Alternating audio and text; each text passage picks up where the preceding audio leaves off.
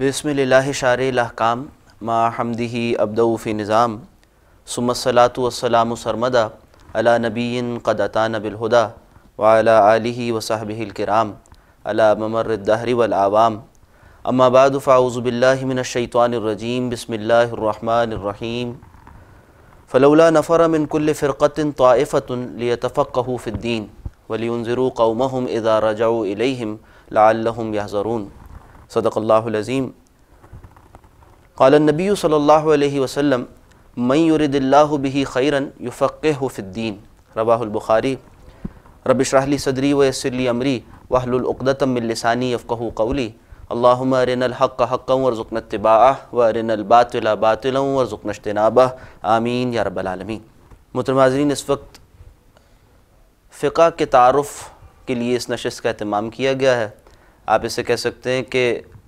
फ़िक़्ह इस्लामिया का तारुफ़, उसकी ज़रूरत, उसकी अहमियत, और इस हवाले से आम तौर पर जो जहनों में सवालात पाए जाते हैं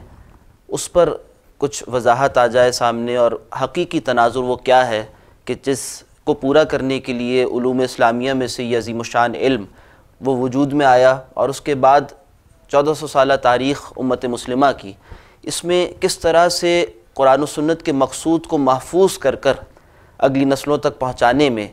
इस इल्म का किरदार है, और किस तरह से अल्लाह सुब्हानहू व तआला ने उन जलील क़द्र हस्तियों से वो काम लिया जो कि असलन ख़त्म नबूवत और रिसालत के बाद दीन के मक़सूद, मफ़हूम और उसके मक़ासिद को महफूज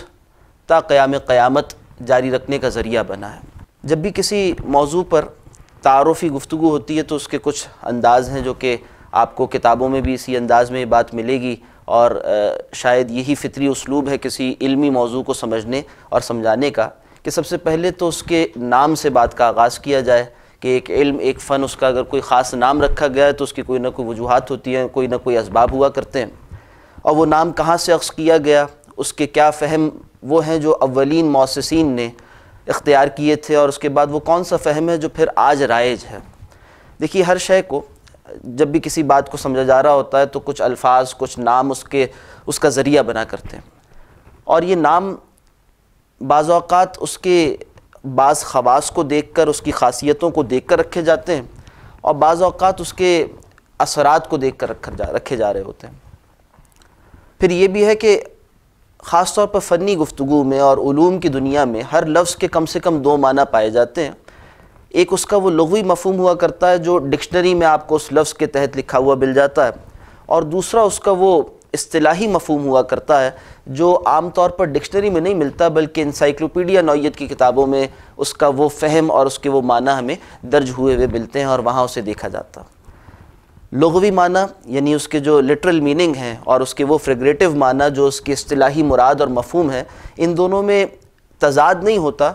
हाँ, एक तसलसल पाया जाता है, एक कुछ न कुछ आपस में ताल्लुक़ ज़रूर पाया जाता है। हम अपनी मिसाल वहीं से लेते हैं जो इस वक्त का मौजू है, यानी फ़िक़्ह। तो लफ्ज़ फ़िक़्ह, इसको अगर डिक्शनरी में जाकर देखा जाए तो आपको माना मिलेंगे अल-फ़हम, यानी किसी बात को समझना, और समझने के माना ये भी हैं कि किसी शय को इंसान जान ले, देख ले, उसको पहचान ले, और उसके बाद वो देखी हुई शय बाद में उसके सामने आए तो उसे वो पहचान सकता हो। मगर सिर्फ़ किसी शय को जान लेने के लिए इल्म का लफ्ज़ और फ़हम का लफ्ज़ ख़ुद अरबी ज़बान ही में इस्तेमाल होता है, तो कुछ ना कुछ फ़र्क ज़रूर हुआ करता है दो अल्फाज के माबैन। दो एक ही जैसी माना के लिए दो अलग अलग अल्फाज नहीं हुआ करते। चुनांचे फ़िक़्ह में एक ज़रा गहरे फ़हम की तरफ इशारा है, ये ख़ुद ब ख़ुद कुरान हकीम से भी बात वाज़ेह होती है। जैसे कुरान हकीम में फ़रमाया गया कि मा नफ़क़हु कसीरम मिम्मा तक़ूल। एक कौम अपने रसूल से ये बात कहती है कि आप जो बातें किया करते हैं वो अक्सर हमें समझ में नहीं आती, हम नहीं समझ पाते उस बात को जो अक्सर आप कहते हैं। सुनते हैं, हमारे इल्म में वो बात आ जाती है, मगर समझ नहीं पाते। कुरान हकीम ने भी इस लफ्ज़ को इस्तेमाल किया उलूम में, और ख़ास तौर पर इल्म दीन में गहराई के माना में। जो आयत सरनामे में मैंने आपके सामने पढ़ी है, सूरह तौबा की आयत है, इरशाद बारी ताला फ़लौला नफ़र मिन कुल्लि फ़िरक़तिन ताइफ़तुन लियतफ़क़्क़हू फ़िद्दीन। क्यों ऐसा नहीं होता कि हर बड़े गिरोह में से एक छोटा गिरोह निकले, यानी हर इलाके के रहने वाले बहुत सारे अफराद हैं, वहाँ से कुछ अफराद आएँ और आकर फ़लौला नफ़र मिन कुल्लि फ़िरक़तिन ताइफ़ा, لغت میں فرقہ کسی بڑے گروہ کے لیے لفظ استعمال ہوتا ہے اور طائفہ مختصر افراد کی ایک جماعت کے لیے لفظ استعمال ہوتا ہے، تو کہا کہ ہر بڑی جماعت میں سے ایک چھوٹی جماعت کیوں نہیں آتی، لیتفقہوا فی الدین، تاکہ وہ دین میں تفقہ پیدا کرے، علم دین باقاعدہ سیکھنا، اور اس میں پھر بہت سارے سوالات جو اٹھتے ہیں ان کا جواب دینا، ان مسائل کو حل کرنا۔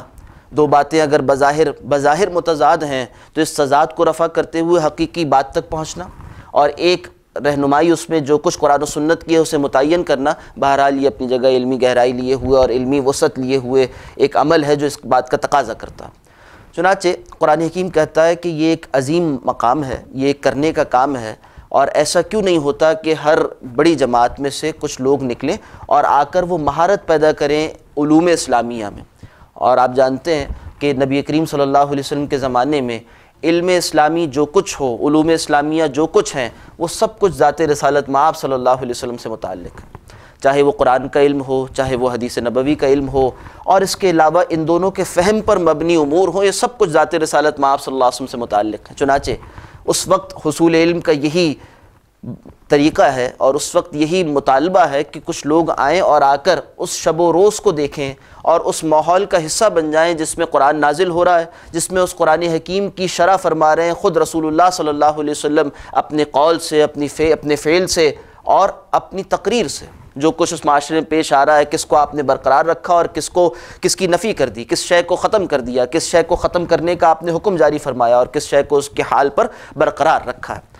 یہ سب کچھ اس ماحول میں علم دین کے اجزاء ہیں۔ چنانچہ ان سب کو سیکھنا، اس کے لیے نبی کریم صلی اللہ علیہ وسلم کی معیت درکار ہے، آپ کا ساتھ درکار ہے، آپ کے پاس آ کر رکنا درکار ہے۔ اس طرح سے شرح کی گئی ہے، یعنی نبی کریم صلی اللہ علیہ وسلم کی جانب جو چیزیں منسوب ہیں ان کو تقسیم کیا گیا، اور سمجھنے کا جو انداز ہوا، محدثین نے حدیث کی جو تعریف کی ہے، ٹیکنیکل تعریف حدیث کی، اس میں 3 چیزوں کو شمار کیا ہے کہ حدیث کیا ہے۔ ما صدر النبی صلی اللہ علیہ وسلم قولا و فعلا و تقریرا، یا بعضوں نے تعریف اس طرح سے کی جیسے کہ علامہ ابن حجر رحمہ اللہ نے اپنی کتاب نخبۃ الفکر میں، جو اصول حدیث کی ایک اہم کتاب ہے، اس طرح سے تعریف کرتے ہیں حدیث کی کہ حدیث کیا ہے، ما اسر عن النبی صلی اللہ علیہ وسلم قولا و فعلا و تقریرا، جو کچھ معصور ہوا، جو کچھ نقل ہوا، ما نقل عن النبی صلی اللہ علیہ وسلم قولا و فعلا و تقریرا، قول وہ ہے جو آپ صلی اللہ علیہ وسلم نے فرمایا، فعل وہ ہے جو آپ صلی اللہ علیہ وسلم کا عمل تھا، اور تقریر وہ ہے جس کو کہ آپ صلی اللہ علیہ وسلم نے علی حال ہی برقرار رکھا۔ یعنی یا تو نبی کریم صلی اللہ علیہ وسلم کی موجودگی میں ایک کام ہوا، آپ کی موجودگی میں ایک واقعہ پیش آیا، اور اس کے کرنے والے دوسرے افراد تھے، صحابہ اکرام تھے یا اس کے علاوہ کچھ اور افراد تھے، اور آپ صلی اللہ علیہ وسلم نے اس پر نکیر نہیں فرمائی، اسے برقرار رکھا کہ ہاں اس طرح سے ہوا ہے، نکیر نہیں فرمائی۔ اب نبی کریم صلی اللہ علیہ وسلم کا یہ مقام و مرتبہ ہے کہ آپ کے زمانے میں کوئی واقعہ پیش آئے اور آپ کو اس کا علم ہو، اور آپ کی موجودگی میں کوئی واقعہ پیش آئے اور آپ صلی اللہ علیہ وسلم اس کو اسی طرح چھوڑ دیں، اسی حال پر چھوڑ دیں، نکیر نہ فرمائیں، تو ایک طرح سے اسے تصویب اور تائید حاصل ہو جاتی ہے نبی کریم صلی اللہ علیہ وسلم کی جانب سے، اور یہ بھی ذخیرہ حدیث کا حصہ ہوا کرتا ہے، اسے بھی حدیث کا سٹیٹس حاصل ہے، حیثیت حاصل ہے۔ اور فقہا نے پھر تقسیم بھی کی ہے، اس میں ذیلی تقسیمات بھی قائم کی ہیں کہ حدیث و سنت میں فرق ہوا کرتا ہے۔ سنت وہ ہے جو نبی صلی اللہ علیہ وسلم کا عملی طریقہ ہے، اور حدیث وہ ہے جو نبی صلی اللہ علیہ وسلم کے اعمال کو رپورٹ کیا گیا ہے، یا نبی کریم صلی اللہ علیہ وسلم کے جو اقوال ہیں ان کو نقل کیا گیا ہے۔ اور محدثین کے ہاں قول، فعل، تقریر، ان سب کے مجموعے کے لیے سنت، حدیث، اثر، یہ سارے الفاظ استعمال ہوا کرتے ہیں۔ چنانچہ اب یہ سارا کچھ جو علم دین کی اب یہ ایک پہلی وسعت ہے، یعنی کہیے قرآن حکیم کے بعد جو دوسرا دائرہ بنتا ہے، قرآن حکیم تو وہ بنیادی نقطہ ہے، وہ کہیے مرکزی نقطہ ہے جس سے کہ علم دین پھوٹتا ہے، جس سے کہ علم دین اپنی وسعتوں کی جانب بڑھتا ہے۔ چنانچہ مصدر اول قرآن حکیم ہے۔ اب اس قرآن حکیم کی شرح و وضاحت، اس کے اجمال کی تفصیل، اس کے مقید کی کہیے کہ اس کا جو کچھ مطلق ہے اس کو مقید کرنا، اس کے مقید کو مطلق بیان کرنا، یہ سارے وظائف ہیں جو نبی کریم صلی اللہ علیہ وسلم انجام دے رہے ہیں۔ آپ کے منصب رسالت کے تحت آپ کو یہ ذمہ داری دی گئی تھی، آپ صلی اللہ علیہ وسلم کا فرض منصبی تھا کہ آپ قرآن حکیم کی شرح و وضاحت فرمائیں، لِتُبَيِّنَ لِلنَّاسِ مَا نُزِّلَ إِلَيْهِمْ، تاکہ آپ واضح کر دیں ان کے لیے جو شے آپ کی جانب ان کی جانب نازل کی گئی ہے، یعنی قرآن حکیم کی شرح و وضاحت فرمائیں۔ اور آج جناب صلی اللہ علیہ وسلم نے اس کی شرح وضاحت جو کچھ فرمائی ہے وہ کسی ایک ماحول میں، کسی کلاس روم میں نہیں ہے، بلکہ نبی کریم صلی اللہ علیہ وسلم کے شب و روز، آپ کی غزوات، آپ کے جو مختلف اسفار ہیں، سفر و حضر میں دین کا بیان جاری و ساری ہے، شب و روز میں دین کا بیان جاری و ساری ہے، اور یہ سب کچھ مصدر بننے والا ہے، یہ ماخذ بننے والا ہے اس علم دین کے لیے، اس دین کے لیے جو تا قیام قیامت جاری و ساری رہے گا۔ تو اب صحابہ اکرام تشریف لا رہے ہیں اور بڑے اہتمام کے ساتھ، یعنی علم دین کے جو فضائل ہیں اور تعلیم و تعلم دین کے جو فضائل ہیں وہ اپنی جگہ ایک مستقل موضوع ہے، اور نبی کریم صلی اللہ علیہ وسلم کی اس ترغیب سے اور قرآن حکیم کی اس ترغیب سے لوگ کھنچے چلے آتے ہیں، اور تاریخ اسلامی سے واقف اور سیرت نبی صلی اللہ علیہ وسلم سے جو لوگ واقف ہیں وہ جانتے ہیں کہ بہت سے صحابہ اکرام ایسے تھے جو کہ کلیتاً وقف تھے اس کام کے لیے کہ وہ علم دین سیکھیں، نبی صلی اللہ علیہ وسلم کی مجلس میں رہ کر، آپ صلی اللہ علیہ وسلم کے ساتھ رہ کر۔ اصحاب صفا اس کی نمایاں ترین مثال ہیں، اور پھر دیگر اصحاب رسول جن کو یہ موقع نہیں تھا کہ وہ اپنی معاش سے کلیتاً فارغ ہو سکیں، انہوں نے بھی آپس میں کہیے باریاں طے کی ہوئی تھیں کہ جو کچھ میری غیر موجودگی میں پیش آئے گا مجلس نبوی میں صلی اللہ علیہ وسلم، اس کی تفصیل آپ مجھے بتائیں گے، اور جب آپ اپنے کام پر ہوں گے تو میں آپ کو بتاؤں گا وہ ساری تفصیلات جو میری موجودگی میں وہاں کچھ پیش آیا ہے۔ چنانچہ اس طرح سے کہیے کہ دین کے بیان کو سیکھنے اور دین کے علم کو سیکھنے کا موقع صحابہ اکرام کو فراہم ہوا، اور پھر ساتھ ساتھ قرآن حکیم کی اس آیت کو مکمل کیجئے تو آگے ارشاد ہوا کہ وَلِيُنذِرُوا قَوْمَهُمْ إِذَا رَجَعُوا إِلَيْهِمْ۔ یہ جو علم دین میں گہرائی پیدا کر کر جائیں گے، علم دین میں اہتمام کے ساتھ سیکھ کر جائیں گے علم دین کو، تو اب یہ وہ لوگ ہیں جن کے فہم کو نبی صلی اللہ علیہ وسلم اپنی موجودگی میں چیک کر چکے ہوں گے، دیکھ چکے ہوں گے کہ ہاں واقعی ان کے اندر یہ بھی استعداد پیدا ہو گئی کہ یہ قرآن حکیم کو سمجھیں اور میرے فرمان کو سمجھیں اور اسی مراد پر اس کو واضح کریں جس مراد پر اس بات کو کہا گیا تھا، تو پھر اس کے بعد یہ لوگ واپس لوٹیں اور اپنے علاقوں میں جا کر وہ کام انجام دیں جس کے لیے کہ نبی کریم صلی اللہ علیہ وسلم مبعوث کیے گئے، بھیجے گئے۔ وَلِيُنذِرُوا قَوْمَهُمْ إِذَا رَجَعُوا إِلَيْهِمْ، انذار کا فریضہ انجام دیں، اور لعلہم یحذرون، ہو سکتا ہے کہ وہ بھی ڈرنے والے ہوں، ہو سکتا ہے وہ بھی باخبر ہو جائیں جن کی طرف یہ جا کر بات کو واضح کرتے ہیں۔ چنانچہ اس طرح سے علم دین پھیلتا گیا اطراف و اکناف عالم میں، اسی طرح سے مختلف علاقوں میں دین کی ترغیب اور دین کی کہیے کہ نشر و اشاعت کا اہتمام ہوتا چلا گیا۔ اب ایک بات اساسی اہمیت کی حامل ہے کہ آج ہم جب علم دین کی بات کرتے ہیں اس وقت تو بالکل یہ فطری کیفیت ہے اور ایسے ہی ہوا کرتا ہے۔ اب آج جب ہم علم دین کی بات کرتے ہیں تو اس میں اس نوعیت کی سادگی کہ کسی ایک علاقے میں اور کسی ایک مقام پر کسی ایک ذات میں اور کسی ایک ذات سے کل علم دین متعلق ہو جائے، یہ ممکن نہیں، اس لیے کہ اصلاً دین کا منبع و ماخذ ذات رسالت مآب صلی اللہ علیہ وسلم ہے، آپ ہی سے قرآن بھی مل رہا ہے، اور قرآن حکیم کو کیسے سمجھا جائے اور اس کے علاوہ اس کی بقیہ ساری تفصیلات وہ بھی رسالت مآب صلی اللہ علیہ وسلم سے مل رہی تھی۔ ہمارے ایک استاد فرماتے ہیں کہ اب جس شے کا نام علم دین ہے نا، یہ سب کچھ اصل میں دور نبوی سے دوری کی بنیاد پر پیدا ہونے والے علوم ہیں۔ دور نبوی سے جیسے جیسے زمانہ دراز ہوتا گیا اور جیسے جیسے علاقائی اور زمانی فصل اور بعد بڑھتا چلا گیا، اب کچھ نہ کچھ فطری تقاضے اور کچھ نہ کچھ بالکل طبعی تقاضے ہیں جو سامنے آتے چلے گئے۔ مثال کے طور پر کسی شخص کو نبی کریم صلی اللہ علیہ وسلم کی موجودگی میں اور آپ صلی اللہ علیہ وسلم کی مجلس میں بیٹھ کر اس بات کی تحقیق کی ضرورت نہیں تھی کہ یہ حدیث صحیح ہے، ضعیف ہے، حسن ہے، یا اسی طرح سے اس کے راوی کیسے ہیں اور راویوں کی صحت کا کیا معیار ہے، اس پر تحقیق کرنے کے کوئی معنی ہی نہیں تھے۔ مگر اب جب زمانہ دراز ہوا اور نبی کریم صلی اللہ علیہ وسلم کے عہد مبارک سے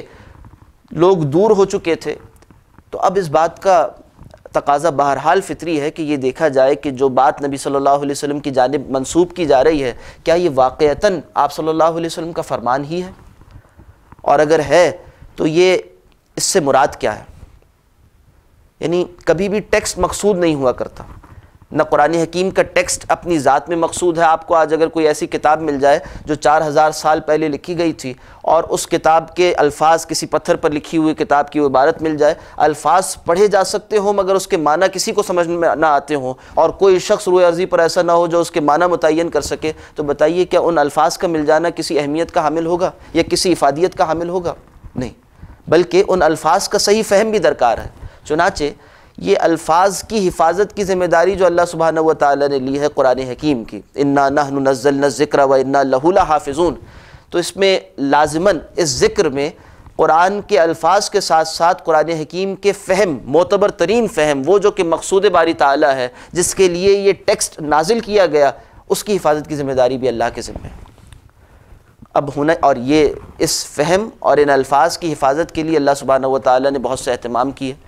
وہ فہم کیا ہے؟ وہ اصل میں نبی کریم صلی اللہ علیہ وسلم کا فہم ہے۔ قرآن حکیم کے معنی و مفاہیم کو سب سے زیادہ جاننے والے اور اس کی شرح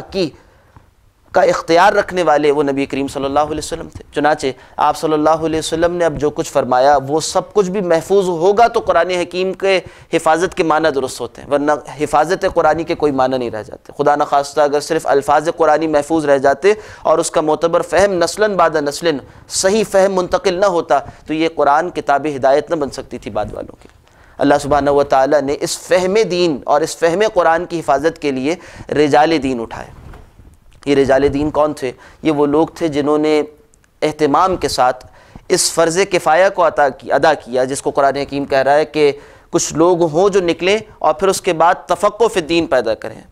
لیتفقہوا فی الدین۔ وہ جن کا ایک وصف قرآن یہ بھی بیان کرتا ہے کہ وہ راسخون فی العلم ہوا کرتے ہیں، الراسخون فی العلم، وہ جو کہ علم میں پختہ ہوا کرتے ہیں۔ اب کچھ تقاضے اس کام کے تھے، یعنی تعلیم و تعلم دین کے اپنے کچھ تقاضے تھے، اس کو پورا کرنا تھا۔ چنانچہ علم حدیث بھی مرتب ہوا کہ نبی صلی اللہ علیہ وسلم فرمایا اس کی تحقیق ہو کہ واقعی یہ آپ کا فرمودہ ہے یا نہیں، اور اس کے درجات قائم کیے جائیں، اور ان افراد، وہ رجال جن سے یہ سب کچھ نقل ہوا ہے، ان کے حالات زندگی محفوظ کیے جائیں، تاکہ بعد میں آنے والا کوئی محقق وہ یہ دیکھ سکے کہ واقعی یہ بات جس طرح سے فرمائی گئی ہے، جس طرح سے ہم تک نقل ہوئی ہے، اس کے ذریعے جو کچھ اس کا ذریعہ بننے والے افراد وہ کون تھے۔ اب لطف کی بات یہ ہے، یا کہیے کہ ایک بہت بڑی حقیقت ہم پر کھولنے والی بات یہ ہے، اگر یہ تاریخی حقیقت ہمارے سامنے رہے کہ یہ جو دور تدوین ہے علوم کا، اس کی اپنی ایک تقسیم ہے اور اس کی اپنی ایک ترتیب ہے۔ بہت سے وہ مسائل جو آج ہماری علمی دنیا میں کہیے کہ محل نزاع بنے ہوئے ہیں، اور بہت سے ایسے مسائل جو آج فہم دین میں غلط فہمیوں کو پیدا کرنے اور جنم دینے کا ذریعہ بنے ہوئے ہیں، وہ ختم ہو جائیں اگر دور تدوین علوم دینیہ کی ترتیب ہمارے سامنے ہو۔ دیکھیے، ایسا نہیں ہوا کہ کوئی شخص اٹھا ہو، اس نے کہا ہو کہ مجھے ایک فن مرتب کرنا ہے علم تفسیر کے نام پر، اور ایسا نہیں ہوا کہ کوئی شخص اٹھا اس نے کہا ہو مجھے ایک فن مرتب کرنا ہے علم حدیث کے نام پر یا علم فقہ کے نام پر، بلکہ جیسے جیسے ضرورت پیش آتی چلے گئی ویسے ویسے علوم مرتب ہوئے۔ اور اس حقیقت کو جاننے سے، جیسے کہ انشاءاللہ کوشش کروں گا کچھ ایک خاکہ ہمارے سامنے آ سکے، تاکہ یہ بات فقہ کی اہمیت یا فقہ کی اپنی جو لیجٹمیسی ہے، اس کا اپنی جگہ واقعی ضرورت کا حامل ہونا ہے، وہ بھی ہمارے سامنے نکھر کر واضح ہو سکے۔ دیکھیے ہوا کیا، جیسے جیسے ضرورت پیش آتی چلے گئی ویسے علوم مدون ہوئے ہیں، اور یہ علوم کا مدون ہونا یہ کچھ اور ہوا کرتا ہے، اور علوم کا موجود ہونا کچھ اور ہوا کرتا ہے۔ ہم میں سے ہر کوئی جانتا ہے کہ علم تفسیر جس شے کا نام ہے، اس کا دور تدوین مؤخر ہے، بعد میں علم تفسیر مرتب ہوا ہے۔ مثال کے طور پر پہلے مفسر جنہوں نے باقاعدہ پورے قرآن حکیم کی تفسیر لکھی ہے، اور وہ کتابی صورت میں ان کے پاس بھی موجود تھی اور پھر بعد میں نقل ہوئی ہے، وہ اصل میں امام ابن جریر طبری رحمہ اللہ ہے۔ اور ظاہر سی بات ہے کہ یہ دور نبوی کی شخصیت نہیں ہے، یہ دور صحابہ کی شخصیت نہیں ہے، یہ دور تابعین کے فرد نہیں ہے۔ تو کیا اس کا مطلب یہ ہے کہ تفسیر قرآن نہیں پائی جاتی تھی؟ ایسا تو نہیں ہے۔ جس شے کا نام تفسیر ہے وہ تو دور عہد نبوی میں بھی پائی جاتی ہے، جس شے کا نام تفسیر ہے وہ عہد صحابہ میں بھی موجود ہے، اور اسی طرح سے بعد کے ادوار میں بھی موجود ہے۔ تو ایک ہوا کرتا ہے کسی علم کا موجود ہونا، اور ایک ہوا کرتا ہے کسی علم کا مدون ہو جانا۔ مدون ہونے کے معنی کیا ہے؟ دون یدون تدویناً، کسی شے کو باقاعدہ اہتمام کے ساتھ ابواب و فصول میں درج کر دینا، کسی شے کو باقاعدہ تدریس کا موضوع بنا لینا، کسی شے کو باقاعدہ ہیڈنگز قائم کر کر درج کرنا، اس کے لیے متن تحریر کر دینا، اور اس کے بعد اس کے حامل افراد کو اس کا درس دینا، یہ دور تدوین کے خواص ہوا کرتے ہیں۔ چنانچہ اب دیکھیے لطف کی بات جسے میں کہہ رہا تھا وہ کیا ہے کہ یہ اپنی جگہ تاریخی حقیقت ہے کہ اسلام میں سب سے پہلا علم جو مدون ہوا ہے، جو علم مدون ہوا ہے، وہ اصل میں علم فقہ ہے۔ علم تفسیر کا دور تدوین بعد میں ہے، علم حدیث کا دور تدوین بعد میں ہے۔ اس حقیقت کو جاننے سے بہت سے سوالات وہ اپنی بنیاد کھو دیتے ہیں. وہ اشکالات و وہ اعتراضات جو آج ناواقفیت کی بنیاد پر پیدا ہو رہے ہوتے ہیں وہ اپنی بنیاد ہی میں ختم ہو جاتے ہیں اگر یہ حقیقت ہمارے سامنے ہو کہ فطری ترتیب کیا تھی. جیسے ہی عہد نبوی کے بعد اب ضرورت پڑی اس بات کی کہ وہ معاملات کہ جو جب تک ایک معصوم عن الخطا معمور من اللہ اتھارٹی موجود تھی اس وقت تک بہت آسانی کے ساتھ طے ہو جایا کرتے تھے، اب وہ بات ممکن نہیں ہے. اب کیا کیا جائے؟ یعنی ہم جانتے ہیں کہ قرآن حکیم سورہ فاتحہ سے شروع ہوتا ہے اور سورہ ناس پر ختم ہو جاتا ہے. قرآن حکیم کی تعریف جو کی گئی ہے، ٹیکنیکلی اصطلاحی تعریف جو اس کی گئی ہے وہ بھی یہی ہے. وہ کتاب جو کہ منزل من اللہ ہے، وہ کتاب جو کہ متعبد بتلاوتی ہی ہے، جس کا پڑھنا خود اپنی ذات میں طار تعبد ہے، عبادت ہے. وہ جو محمد صلی اللہ علیہ وسلم پر حضرت جبرائیل کے واسطے سے نازل کی گئی ہے اور وہ جس کا آغاز سورہ فاتحہ سے اور اختتام سورہ ناس پر ہوا کرتا ہے. یہ کتاب اپنی تمام وسعتوں کے باوجود، یعنی 6000 سے زیادہ آیات پر مبنی ہونے کے باوجود ایک محدود کلام ہے نا. محدود کسی اور سینس میں نہ لیا جائے، مطلب یہ کہ وہ کاؤنٹ کی جا سکتی ہیں اس کی آیات. مطلب یہ کہ وہ الفاظ پر مبنی ہے اور یہ الفاظ ایک خاص زمانے اور ایک خاص علاقے میں نازل ہو رہے ہیں، ایک خاص ماحول سے متعلق ہو کر نازل ہوئے ہیں. پھر احادیث رسول بھی جتنی کچھ ہے اپنی وسعتوں کے ساتھ اگر اسے آپ جمع کریں تو بہت سے محدثین نے 5 لاکھ طرق روایات حدیث کے شمار کیے ہیں، یعنی تعدد طرق کے اعتبار سے 5 لاکھ طرق تک شمار کیے ہیں. جو بھی کچھ ہے 5 لاکھ طرق کے اندر بھی محدود ہے علم حدیث، اور یہ سب کچھ ایک خاص زمانے اور علاقے میں پیش آ رہا ہے. ہم مسلمانوں کا یہ عقیدہ ہے کہ یہ قرآن و سنت ابد الآباد کے لیے ہدایت نامہ ہے. یہ 2 ایسے چشمے ہیں کہ جس سے تا قیام قیامت آنے والا شخص، آخری فرد، وہ بھی ہدایت اسی سے حاصل کرے گا. تو اب بتائیے کہ اس سوال کا معقول جواب کیا ہو کہ وہ باتیں جو کہ خاص علاقے اور خاص زمانے میں خاص افراد کے ساتھ خاص ماحول کے ساتھ متعلق ہو کر نازل ہوئی تھیں وہ قابل عمل رہیں تمام زمانوں اور تمام علاقوں کے لیے. جب یہ سوال کھڑا ہوا تو اس کا تجربہ نبی کریم صلی اللہ علیہ وسلم نے، اس کا ایک عملی جواب نبی کریم صلی اللہ علیہ وسلم نے اپنے عہد مبارک میں ہی صحابہ کو سکھا دیا تھا. بلکہ اگر یہ کہا جائے تب بھی غلط نہیں ہوگا کہ اس بارے میں صحابہ اکرام کی استعداد پر نبی کریم صلی اللہ علیہ وسلم نے اپنی مہر تصدیق ثبت کی ہے، اور اس کے بعد اس اطمینان کے بعد دنیا سے تشریف لے گئے کہ ہاں اب یہ وہ افراد ہیں جو اس کتاب و سنت کو سامنے رکھ کر ان معاملات میں بھی دین کی رہنمائی کو واضح کر سکتے ہیں جس میں کتاب و سنت خاموش ہے. یعنی اسی شے کا نام فقہ ہے. آگے چل کر انشاءاللہ بات واضح ہوگی کہ اگر یہ کہا جائے تو غلط نہیں ہوگا کہ نبی کریم صلی اللہ علیہ وسلم نے فقہ اس کی تربیت دی تھی صحابہ اکرام کو، اور اس کے بعد جب یہ دیکھ لیا گیا اور نبی کریم صلی اللہ علیہ وسلم کو یہ اطمینان ہوا کہ ہاں صحابہ اکرام اب اس طریقے تعقل پر قرآن و سنت سے وہ باتیں جو قرآن و سنت میں ٹیکسٹ میں موجود ہیں، منصوص موجود ہیں، ٹیکسٹ کا حصہ ہیں، منطوق موجود ہے، اس سے استدلال کرتے ہوئے وہ باتیں جو غیر منصوص ہیں، وہ جو لکھی ہوئی نہیں ہیں، وہ واقعات جو کہ اس میں براہ راست ایڈریس نہیں ہوئے، اس کے لیے بھی ہدایت اخذ کر سکتے ہیں. اس کا آپ صلی اللہ علیہ وسلم نے اہتمام فرمایا اور اس کا اطمینان فرمایا. دلیل کے لیے تفصیل میں اس وقت جائے بغیر اگر صرف ایک روایت حدیث سامنے رکھی جائے جو ابو داؤد میں واقع ہوئی ہے اور اساسی اہمیت کی حامل ہے. مصادر شریعت کے بیان کو یہاں اختصار و اجمال کے ساتھ ذکر کیا گیا ہے، اور ایک اعتبار سے جسے ہم علم فقہ کہتے ہیں اس کی بنیادی ورکنگ ساری کی ساری اس روایت کے اندر موجود ہے.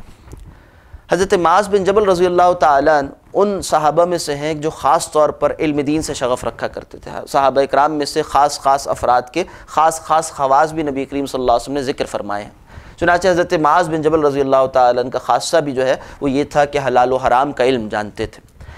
انہیں یمن کی جانب جناب صلی اللہ علیہ وسلم نے قاضی بنا کر یا والی بنا کر روانہ کیا تو سوال کیا کہ بتاؤ معاذ کیسے فیصلے کرو گے، یا معاذ کیف تقضی. حضرت معاذ فرماتے ہیں کہ اقضی بکتاب اللہ کی کتاب سے فیصلے کروں گا. فرمایا فَإِن لَمْ تَجِدْ فِي كِتَابِ اللَّهِ كَيْفَ تَقْضِي، اگر اللہ کی کتاب میں نہ پاؤ تو کیسے فیصلے کرو گے. یہاں ایک بات ہمارے سامنے آتی ہے اور رک کر اس پر غور کرنا چاہیے. آج ایک طبقہ ایسا ہے جو گمراہی کی گہرائیوں کو اور گمراہی کی گہرائیوں تک پہنچا ہوا ہے. وہ یہ کہتا ہے کہ سب کچھ قرآن میں موجود ہے اور ہمارے لیے قرآن ہی کافی ہے، اس کے علاوہ اور کچھ نہیں چاہیے. انہیں غور کرنا چاہیے اس بات پر بھی کہ نبی کریم صلی اللہ علیہ وسلم اس امکان کو قبول فرما رہے ہیں کہ ہر بات تمہیں قرآن حکیم میں لکھی ہوئی نہیں ملے گی۔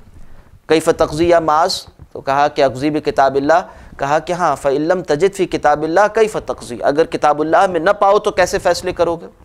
اس پر حضرت معاذ رضی اللہ تعالیٰ عنہ فرماتے ہیں کہ فَبِسُنَّتِ رسول اللہ، تو پھر اللہ کے رسول کی سنت کے مطابق فیصلے کروں گا، یعنی وہاں سے اسے اپنا دوسرا ماخذ بناؤں گا دین کا۔ کہا کہ صحیح ہے، فَإِن لَمْ تَجِدْ فِي سُنَّتِ رسول اللہ کیف تقضی، اور اگر تم اللہ کے رسول کی سنت میں بھی نہ پاؤ تو پھر کیسے فیصلے کرو گے؟ یہاں پر بھی غور کرنا چاہیے کہ وہ لوگ جو یہ سمجھتے ہیں کہ ساری باتیں قرآن و سنت کے ٹیکسٹ میں لکھی ہوئی ہیں، نبی کریم صلی اللہ علیہ وسلم اس امکان کو قبول فرما رہے ہیں کہ بعض باتیں ایسی بھی ہوں گی جو کہ قرآن و سنت کے ٹیکسٹ میں نہیں ملیں گی، یعنی الفاظ میں نہیں ملیں گی۔ اس کا یہ مطلب نہیں ہے کہ قرآن و سنت میں نہیں ہے، اس کا یہ مطلب ضرور ہے کہ وہ قرآن و سنت کے الفاظ میں نہیں ہے، منطوق نہیں ہے، وہ اپنی جگہ منصوص نہیں ہے۔ ہاں، اب کیا کیا جائے؟ حضرت معاذ رضی اللہ تعالیٰ نے فرمایا کہ اس کے بعد اگر مجھے وہ کتاب اللہ اور سنت رسول ان دونوں ماخذات میں نہ ملے تو پھر اجتہد برائی، میں اپنی رائے سے اجتہاد کروں گا، ولا آلو، اور اس میں کوئی کسر نہیں اٹھائے رکھوں گا، یعنی جتنی بھی محنت کر سکتا ہوں۔ اجتہاد اسی شے کا نام ہے کہ کوئی ایسا شخص جو کہ دین میں مہارت رکھتا ہے وہ اپنی بہترین صلاحیتیں صرف کر دے، اتنی کہ اس سے زیادہ امکان نہ ہو، طاقت بشریہ میں اس سے زیادہ ممکن نہ ہو کسی شے کے لیے محنت کرنا، اور پھر اس کے بعد اللہ کے حکم کو اور اللہ کی کتاب اور رسول اللہ صلی اللہ علیہ وسلم کی مراد کو وہاں سمجھنے کی اور نکالنے کی کوشش کرے۔ چنانچہ وہ فرماتے ہیں کہ میں اجتہاد کروں گا اپنی رائے سے اور اس میں کوئی کمی نہیں کروں گا۔ یہ سن کر نبی کریم صلی اللہ علیہ وسلم نے حضرت معاذ رضی اللہ تعالیٰ عنہ کے فہم دین پر اور ان کے تفقہ دین پر اپنی جانب سے اطمینان کا اظہار فرمایا اور فرمایا الحمدللہ الذی وفق رسول اللہ لما یرضی اللہ ورسولہ، تمام تعریف اس اللہ کے لیے جس نے اپنے رسول کے قاصد کو اس بات کی توفیق دی جس سے اللہ اور اس کا رسول راضی ہو گئے۔ دیکھیے اسی کے اندر وہ اصول فقہ بھی آ گئے، یعنی فقہ آج جس شے کا نام ہے اس کے کچھ اصول ہیں، انشاءاللہ اگر آگے موقع ہوا تو اس بات کو دیکھیں گے کہ فقہ اور اصول فقہ کا باہمی تعلق کیا ہے۔ حضرت رسول اللہ صلی اللہ علیہ وسلم نے اصول فقہ، وہ مصادر شریعت کیا ہیں، وہ مصادر اصلیہ کیا ہیں دین کے، اسے واضح فرما دیا کہ سب سے پہلے قرآن ہے، پھر سنت ہے، پھر اس کے بعد اجتہاد ہے، اور اسی اجتہاد کی وہ توسیع ہے جسے ہم اجماع یا قیاس سے تعبیر کرتے ہیں۔ یہ اجتہاد اگر انفرادی ہو یا فرد پر مبنی ہو تو قیاسی آراء کہلاتے ہیں، اور اگر یہ اجتہاد اتفاقی ہو اور اجماعی ہو تو پھر اجماع کہلایا کرتا ہے، جس کا درجہ بڑھ جاتا ہے۔ چنانچہ بنیادی 4 ماخذات جو اصول فقہ میں مصادر اصلیہ کہلاتے ہیں، قرآن، سنت، اجماع، قیاس، وہ اس روایت حدیث میں اپنی جگہ بیان ہو گئے ہیں۔ دیکھیے یہاں سے یہ بات سامنے آئی کہ حضرت رسول اللہ صلی اللہ علیہ وسلم نے حضرت معاذ رضی اللہ تعالیٰ عنہ کو فقہ کی تربیت دی اور بتایا کہ کس طرح سے قرآن و سنت کے ساتھ معاملہ ہوگا، پیش آمدہ واقعات جو کہ درج نہیں ہیں اس میں کیا کیا جائے گا۔ ایک امکان تو یہ تھا نا، کوئی کہے کہ جو باتیں قرآن و سنت کے ٹیکسٹ میں نہیں لکھی ہوئی، دین اس بارے میں خاموش ہے، جو چاہے جیسے چاہے کرتا رہے، مگر ایسا تو نہیں ہے۔ اگر ایسا ہو جائے تو بہت سی زندگی گزارنے کے بہت سے امور ایسے ہوں جو کہ قرآن و سنت کی رہنمائی سے باہر ویسے ہو جائے جیسے کہ اللہ نہیں چاہتا اسے کہ وہ ہو جائے، اور کوئی بھی سلیم الفطرت آدمی، کوئی بھی شخص جو قرآن و سنت کا کچھ بھی فہم رکھتا ہے وہ کہے گا نہیں ایسا نہیں ہے۔ بہت سی چیزیں، بہت سے امور یعنی جو پیش آمدہ واقعات ہیں جسے ہمارے فقہا نوازل کہتے ہیں، یعنی پیش آمدہ واقعات، وہ بے پایہ ہیں، وہ لامحدود ہیں، اور قرآن و سنت کا ٹیکسٹ محدود ہے۔ اب کیا کیا جائے؟ صحابہ اکرام کی بصیرت اور نبی کریم صلی اللہ علیہ وسلم کی تعلیم دیکھیے کہ آپ صلی اللہ علیہ وسلم نے صحابہ اکرام میں یہ استعداد پیدا کی کہ وہ محدود سے بعض اصول اخذ کریں اور ان اصولوں کی روشنی میں لامحدود کے لیے رہنمائی کو واضح کریں۔ اور یہ وہ بات ہے جس کو حضرت عمر رضی اللہ تعالیٰ نے کمال بلاغی کیفیت کے ساتھ، کہیے کہ کمال درجے حسن تعبیر کے ساتھ اس کو بیان فرمایا۔ حضرت عمر رضی اللہ تعالیٰ عنہ کا وہ خط واقعی آب زر سے لکھے جانے کے قابل ہے جو انہوں نے حضرت موسیٰ اشعری رضی اللہ تعالیٰ عنہ کو لکھا تھا، جبکہ بعض شرعی مسائل پر اور بعض امور سلطنت اور امور فقہیہ پر حضرت ابو موسیٰ اشعری رضی اللہ تعالیٰ عنہ نے خط لکھ کر بعض چیزوں کے بارے میں سوال کیا تھا۔ حضرت عمر رضی اللہ تعالیٰ عنہ فرماتے ہیں کہ رتب الاشباہ والنظائر ثم قس الامور علیہا، دیکھو جہاں تمہیں قرآن و سنت خاموش نظر آئیں، یعنی واقعات کا الفاظ میں بیان نہ ملے، تو وہاں یہ کیا کرو کہ ایک جیسے ملتے جلتے واقعات کو جمع کیا کرو. رتب الاشباہ والنظائر، اشباہ مشابہ چیزیں، نظائر ایک شے کی دوسری نظیر ہوا کرتی ہے، نظیر یعنی اس کا مماثل، ان کو جمع کیا کرو. رتب الاشباہ والنظائر ثم قس الامور علیہا، اور اس کے بعد پھر ان ملتے جلتے امور پر، وہ واقعات جو ان سے ملتے جلتے ہیں ان پر اس کو قیاس کر لیا کرو. یہ وہ بنیادی ورکنگ ہے جس کے ذریعے سے محدود لامحدود کے لیے رہنمائی بن جاتا ہے. وہ جو کہ کاؤنٹیبل ہے، وہ جو کہ تعداد کے اندر محصور ہے، وہ جو کہ ایک خاص زمانے اور خاص علاقے سے متعلق تھا، اسے تمام زمانوں اور تمام علاقوں کے لیے قابل عمل بنا لیا جائے، اور تمام زمانوں کے لیے اس سے ہدایت اخذ کرنے کا ایک طریقہ اخذ کر لیا جائے، ایک طریقہ سمجھ لیا جائے. یہ اصل میں فقیہانہ طرز تعقل کہلاتا ہے. اور یہ کوئی ایسا نہیں ہے کہ بعد میں کسی نے بیٹھ کر گھڑا ہو طریقہ اور سوچا ہو کہ اس طرح کر لینا چاہیے، اور اس کا کوئی تعلق کہیے کہ کسی نفسانیت سے اور کسی جذبہ بغاوت اور نشوز پر مبنی نہیں ہے، بلکہ یہ اپنی جگہ قرآن و سنت کے مدعا، مراد اور مفہوم کو واقعی عمل میں ڈھال لینے کا ایک اسلوب ہے. یہ چنانچہ حضرات صحابہ اکرام اسی طرح سے کیا کرتے تھے. جو واقعات ان کے علم میں ہوا کرتے تھے اس میں وہ پیش آمدہ واقعات کے لیے استدلال کرتے تھے، اجتہاد سے کام لیتے تھے، اور وہ باتیں جو کہ ٹیکسٹ میں ذکر نہیں کی گئی ہیں اس کے لیے بھی قرآن و سنت کی رہنمائی کو واضح کیا کرتے. اسی شے کا نام علم دین ہے. اب حضرت ابوبکر رضی اللہ تعالیٰ عنہ کے زمانے میں بھی سادگی ہے، ابھی اتنی زیادہ تمدنی وسعتیں پیدا نہیں ہوئی ہیں، مگر بہرحال جو واقعات پیش آ رہے ہیں اس میں اسی طرز پر علم فقہ مرتب ہوتا چلا جا رہا ہے. مرتب ان معنی میں کہ پیش آ رہا ہے. حضرات صحابہ اکرام کے اجتہادات اب اس علم دین کی ایک اور توضیح کا درجہ اختیار کرتے چلے جاتے ہیں. پھر حضرت عمر رضی اللہ تعالیٰ عنہ کا زمانہ خاص طور پر اس اہمیت کا حامل ہے کہ اس وقت اسلام عرب سے نکل کر عجم میں بھی داخل ہو چکا ہے، اور اب اس میں بہت سے تمدن ہیں جو آج جمع ہو رہے ہیں، اور جدید ترین تہذیبیں اس زمانے کے اعتبار سے کہیے کہ جو دو بڑی سپر پاورز تھیں، ایک جانب قیصر اور ایک جانب کسریٰ کی سلطنت، روم و ایران کی سلطنتیں، یہ بھی اب اسلام کی وسعتوں میں داخل ہو چکی ہیں، اور وہ ان طاقتوں کو بھی اسلام اپنے زیر نگی لا چکا ہے. اب وہاں سے بہت سے تمدنی مسائل ہیں، جدید مسائل ہیں جو پیش آ رہے ہیں. اس کو ایک جگہ پر اگر محصور کر کے دیکھا جائے تو خاص طور پر عراق کا ایک علاقہ جسے کوفہ کہا جاتا ہے، حضرت عمر رضی اللہ تعالیٰ عنہ کے زمانے میں ابتداءً وہاں پر چھاونی بنی تھی، اور مختلف علاقوں سے جو افواج آیا کرتی تھی وہاں ٹھہرتی تھی. وہاں نئے نئے مسائل پیش آ رہے ہیں، نئے نئے واقعات پیش آتے ہیں، اور نئی نئی باتیں ہیں، نئے نئے سوالات ہیں. یعنی مثال کے طور پر ایک سوال،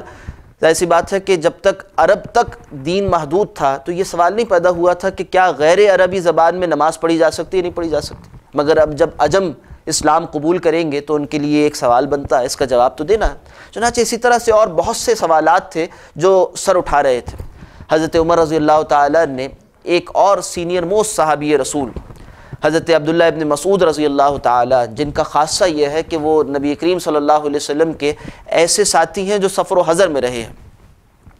اور آپ کا خاصہ یہ ہے آپ ہمیشہ اہتمام کرتے تھے. نبی کریم صلی اللہ علیہ وسلم کی سواری تیار کرنے کی ذمہ داری بھی حضرت عبداللہ ابن مسعود کے پاس ہوا کرتی تھی، اور کہیے السابقون الاولون میں سے ہیں جو دور مکی میں اول ایمان لے کر آئے ہیں اور ہمیشہ ساتھ رہے ہیں. صاحب الحضر والسفر، صاحب الوسادہ، صاحب النالین کہلاتے ہیں، یعنی صاحب العصا. نبی کریم صلی اللہ علیہ وسلم کا عصا، آپ کے نالین، اسی طرح سے آپ کا تکیہ، یہ اٹھا کر چلا کرتے تھے. یعنی اس طرح سے اہتمام کے ساتھ ساتھ رہتے تھے. چنانچہ ان کی دین میں تفقہ، اور پھر ساتھ ساتھ فقہائے صحابہ میں سے تھے، چیزوں کو جوڑ کر نتائج نکالنے اہلیت و استعداد رکھتے تھے. چنانچہ حضرت عمر رضی اللہ تعالیٰ نے انہیں کوفے بھیجا اور اہل کوفہ سے خطاب کیا، ان کے نام خط لکھا اور کہا کہ دیکھو میں اصحاب رسول میں سے ایک انتہائی اہم صاحب کو تمہاری جانب بھیج رہا ہوں، اور مجھے بہت زیادہ ضرورت ہے یہاں پر ان کی، تاکہ ان کے علم و فن سے، ان کی مہارت علوم دینیہ میں اس سے استفادہ کیا جائے. مگر میں اپنی ضروریات پر تمہاری ضرورت کو ترجیح دیتا ہوں اور انہیں وہاں بھیجتا ہوں، اس لیے کہ وہاں کے سوالات واقعی جدید سوالات ہیں، واقعی وہ سوالات ہیں جس میں اب اس مہارت کی ضرورت ہے. چنانچہ حضرت عبداللہ ابن مسعود رضی اللہ تعالیٰ عنہ کوفہ تشریف لے جاتے ہیں، وہاں ان سے علم دین کا ایک سلسلہ جاری ہوتا ہے. اسی طرح مختلف صحابہ اکرام اب مختلف علاقوں میں موجود ہیں. مدینہ منورہ کو مستقر بناتے ہیں حضرت عبداللہ ابن عمر رضی اللہ تعالیٰ عنہ، حضرت عبداللہ ابن عباس رضی اللہ تعالیٰ عنہ. یہ وہ حضرات ہیں جو کہ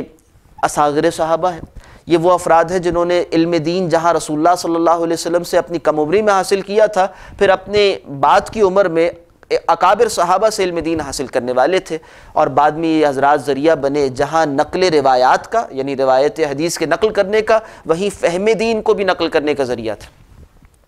حضرت عمر رضی اللہ تعالیٰ کے زمانے خلافت میں مدینہ زمانہ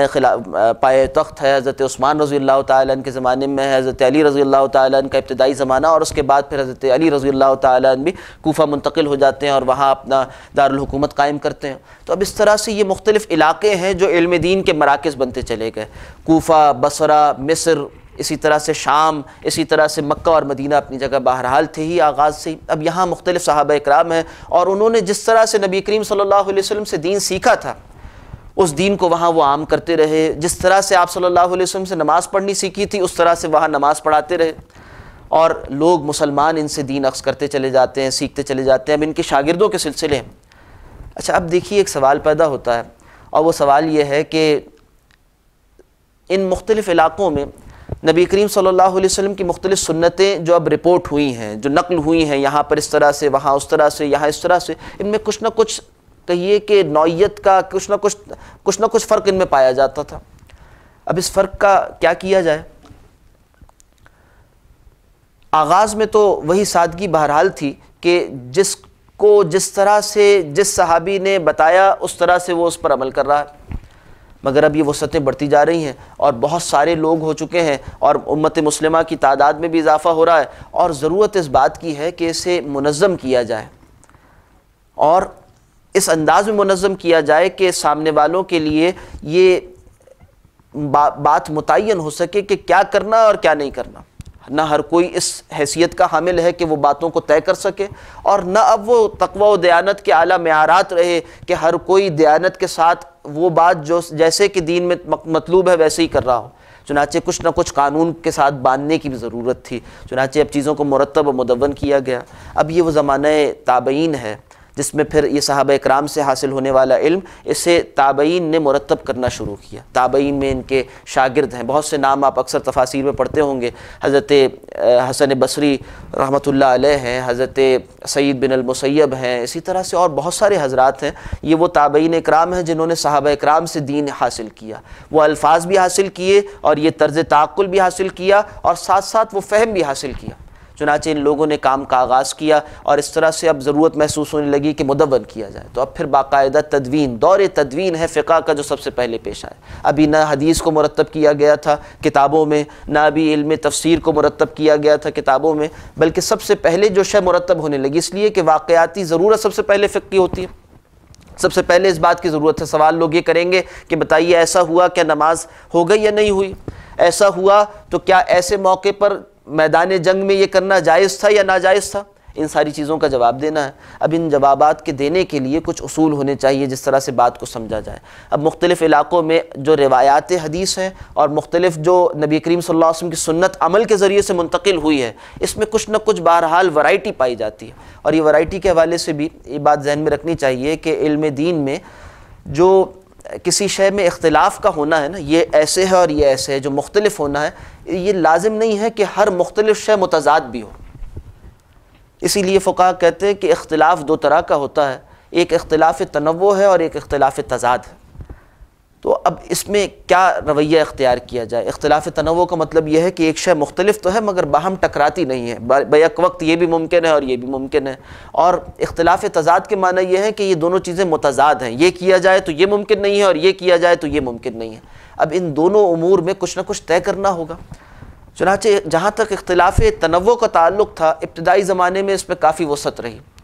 صحیح ہے، ایسے بھی نبی صلی اللہ علیہ وسلم سے ثابت ہے، ایسے بھی ثابت ہے، ایسے بھی ثابت ہے، ایسے بھی ثابت ہے، یہ سب کچھ اپنی صورت میں ایسے ہی رہ سکتے ہیں۔ جہاں اختلاف تضاد ہے وہاں کیا کیا جائے؟ اس کے لیے بھی کوئی نہ کوئی ایک رائے قائم کرنی ہوگی۔ صحابہ اکرام کے مابین بھی اس میں سے مختلف آراء تھیں، کوئی کسی کو اختیار کیے ہوئے، کوئی کسی کو اختیار کیے ہوئے۔ اب ان صحابہ کے شاگردوں میں یعنی تابعین میں بھی اسی طرح سے وہ جو مختلف آراء تھیں وہ مختلف مکاتب فکر کی صورت اختیار کرتی چلے گئے۔ پھر یہاں ایک اور پہلو بھی نگاہ میں رہنا چاہیے کہ انسانوں کے مزاج بھی مختلف ہوا کرتے ہیں۔ چنانچہ آغاز اسلام سے جب علمی طور پر چیزوں کی تدوین کا زمانہ شروع ہوا تو دو مزاجی مکاتب فکر بھی سامنے آتے ہیں، اور یہ مزاجی تنوع صحابہ میں بھی تھا رضوان اللہ تعالی علیہم اجمعین، اور بعد کے ادوار میں بھی ہر زمانے میں جب بھی انسان موجود ہوں گے یہ مزاجی تنوع موجود ہوگا۔ وہ تنوع کیا تھا؟ بعض افراد اس طرح کرتے ہیں کہ کوئی بات جب کہی جائے تو ان الفاظ پر نگاہ جماتے ہوئے ان الفاظ کو زیادہ سے زیادہ محفوظ رکھتے ہوئے، یعنی اس کے الفاظ کی منشا کو محفوظ رکھنے کو فوکس میں رکھتے ہیں، اس پر زیادہ توجہ رکھتے ہیں۔ اور بعض افراد کا مزاج یہ ہوا کرتا ہے کہ وہ الفاظ کہنے والے شخص کے مراد اور مدعا کو سمجھنے کی کوشش کرتے ہیں، اس کے آگے پیچھے کے کلام سے، سیاق و سباق سے، موقع و محل سے، اور اس کے بعد کہتے ہیں کہ الفاظ یہ ہے، اس کا مفہوم یا مدعا یہ ہے۔ چنانچہ اس میں امکان ہے اختلاف ہو جانے کا۔ یہاں ایک واقعہ بھی اگر ذکر ہو جائے دور نبوی کا تو بات کے سمجھنے میں انشاءاللہ زیادہ مفید و معاون ہوگا کہ ایک مرتبہ نبی کریم صلی اللہ علیہ وسلم نے اصحاب رسول کی ایک جماعت سے کہا کہ کوئی نماز عصر ادا نہ کرے مگر بنو قریظہ پہنچ کر، بنو قریظہ کا جو علاقہ ہے وہاں پہنچے بغیر کوئی نماز عصر ادا نہ کرے۔ یہ بات سن کر جو افراد کار چلے تھے، راستے میں عصر کی نماز کا وقت ہو گیا اور قافلے نے ایک جگہ پڑاؤ کیا، آپس میں اختلاف ہوا۔ کچھ کہنے لگے کہ نبی کریم صلی اللہ علیہ وسلم نے یہ کہا تھا کہ نماز عصر ادا نہ کرنا مگر بنو قریظہ پہنچ کر، اب چاہے نماز عصر کا وقت ختم ہو جائے، قضا ہو جائے نماز، مگر ہم نماز ادا نہیں کریں گے، بنو قریظہ پہنچ کر ہی پڑھیں گے، مغرب کے ساتھ ملا کر پڑھیں گے۔ اس لیے کہ نماز کی فرضیت اور نماز کے اوقات یہ سب کچھ بتانے والے آن جناب صلی اللہ علیہ وسلم ہیں۔ آپ ہی نے یہ بات فرمائی ہے کہ نماز عصر نہ پڑھنا مگر بنو قریظہ پہنچ کر، تو آپ صلی اللہ علیہ وسلم کا حکم اسے ہمیں پورا کرنا ہے۔ دوسرے افراد یہ کہنے لگے کہ ہاں بات اسی طرح سے ہے، مگر نبی کریم صلی اللہ علیہ وسلم نے یہ بات اس لیے کہی تھی کہ جلد از جلد پہنچو، اور ہم نے اپنی مقدور بھر کوشش کی جلد از جلد پہنچنے کی، مگر اب وقت عصر ختم ہونے کو ہے۔ مقصود آپ صلی اللہ علیہ وسلم کا یہ نہیں تھا کہ نماز عصر قضا کر دینا اور پھر اس کے بعد وہاں جا کر قضا پڑھنا، نہیں، بلکہ جلد از جلد پہنچنے کے لیے ایک اسلوب تھا بیان کا۔ چنانچہ انہوں نے یہاں پر نماز عصر وقت عصر ہی میں ادا کی اور اس کے بعد چل دیے۔ بقیہ افراد جو تھے وہ پہلے ہی روانہ ہو گئے اور انہوں نے پہنچ کر اس مقام پر نماز عصر قضا کر پڑھی۔ جب نبی کریم صلی اللہ علیہ وسلم کو یہ واقعہ بتایا گیا تو آپ صلی اللہ علیہ وسلم نے ان دونوں میں سے کسی فریق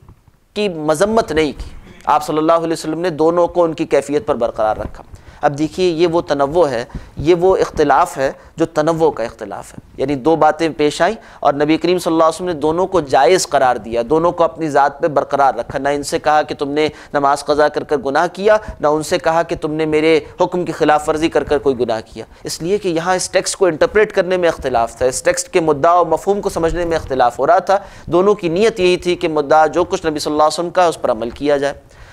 یہ جو مزاج ہے نا، ایک ٹیکسٹ پر فوکس کرنا اور ایک سیاق و سباق سے اسے جوڑ کر مراد اور مفہوم کو متعین کرنا، یہ دو انداز ہوا کرتے ہیں، ہمیشہ سے دو انداز ہوا کرتے ہیں، اور یہ آپ کو ہر شعبہ زندگی میں نظر آئے گا۔ انسان انہی دو مزاجوں کے ساتھ ہو کر پایا جاتا ہے۔ چنانچہ یہ دو انداز فکر تھے جو بعد میں بھی جاری و ساری رہے، جن میں آپ کہہ سکتے ہیں کہ ایک وہ انداز جو کوفی اسکول آف تھاٹ کہلاتا ہے، جن کے لیے اہل الرائے کا لفظ استعمال ہوتا ہے۔ یہ وہ حضرات ہیں جو خاص طور پر سیاق و سباق کو دیکھ کر اور مراد اور مفہوم کو دیکھ کر اور ظروف و احوال کو ساتھ رکھ کر پھر اس کے بعد ایک مدعا کو طے کرنے کی کوشش کرتے ہیں، یہ اہل الرائے کہلائے۔ اور دوسری جانب وہ افراد جو کہ الفاظ کو فوکس میں رکھنے کو ترجیح دیتے ہیں، وہ اہل الحدیث یا اہل الاثر کہلائے۔ اہل الاثر ایک جانب اور ایک جانب اہل الرائے۔ رائے سے مراد یہاں پر کوئی وہ رائے نہیں ہے جو انسان کی اپنی خواہش ہوا کرتی، رائے سے مراد ہے التفکر والاعتبار، کسی شے پر غور و فکر کرنا، اسے سوچنا، اسے سمجھنا۔ رائے سے مراد یہاں پر غور و فکر ہے۔ چنانچہ اثر، اہل الاثر اور اہل الرائے، یہ دو طبقات بنے۔ مدینہ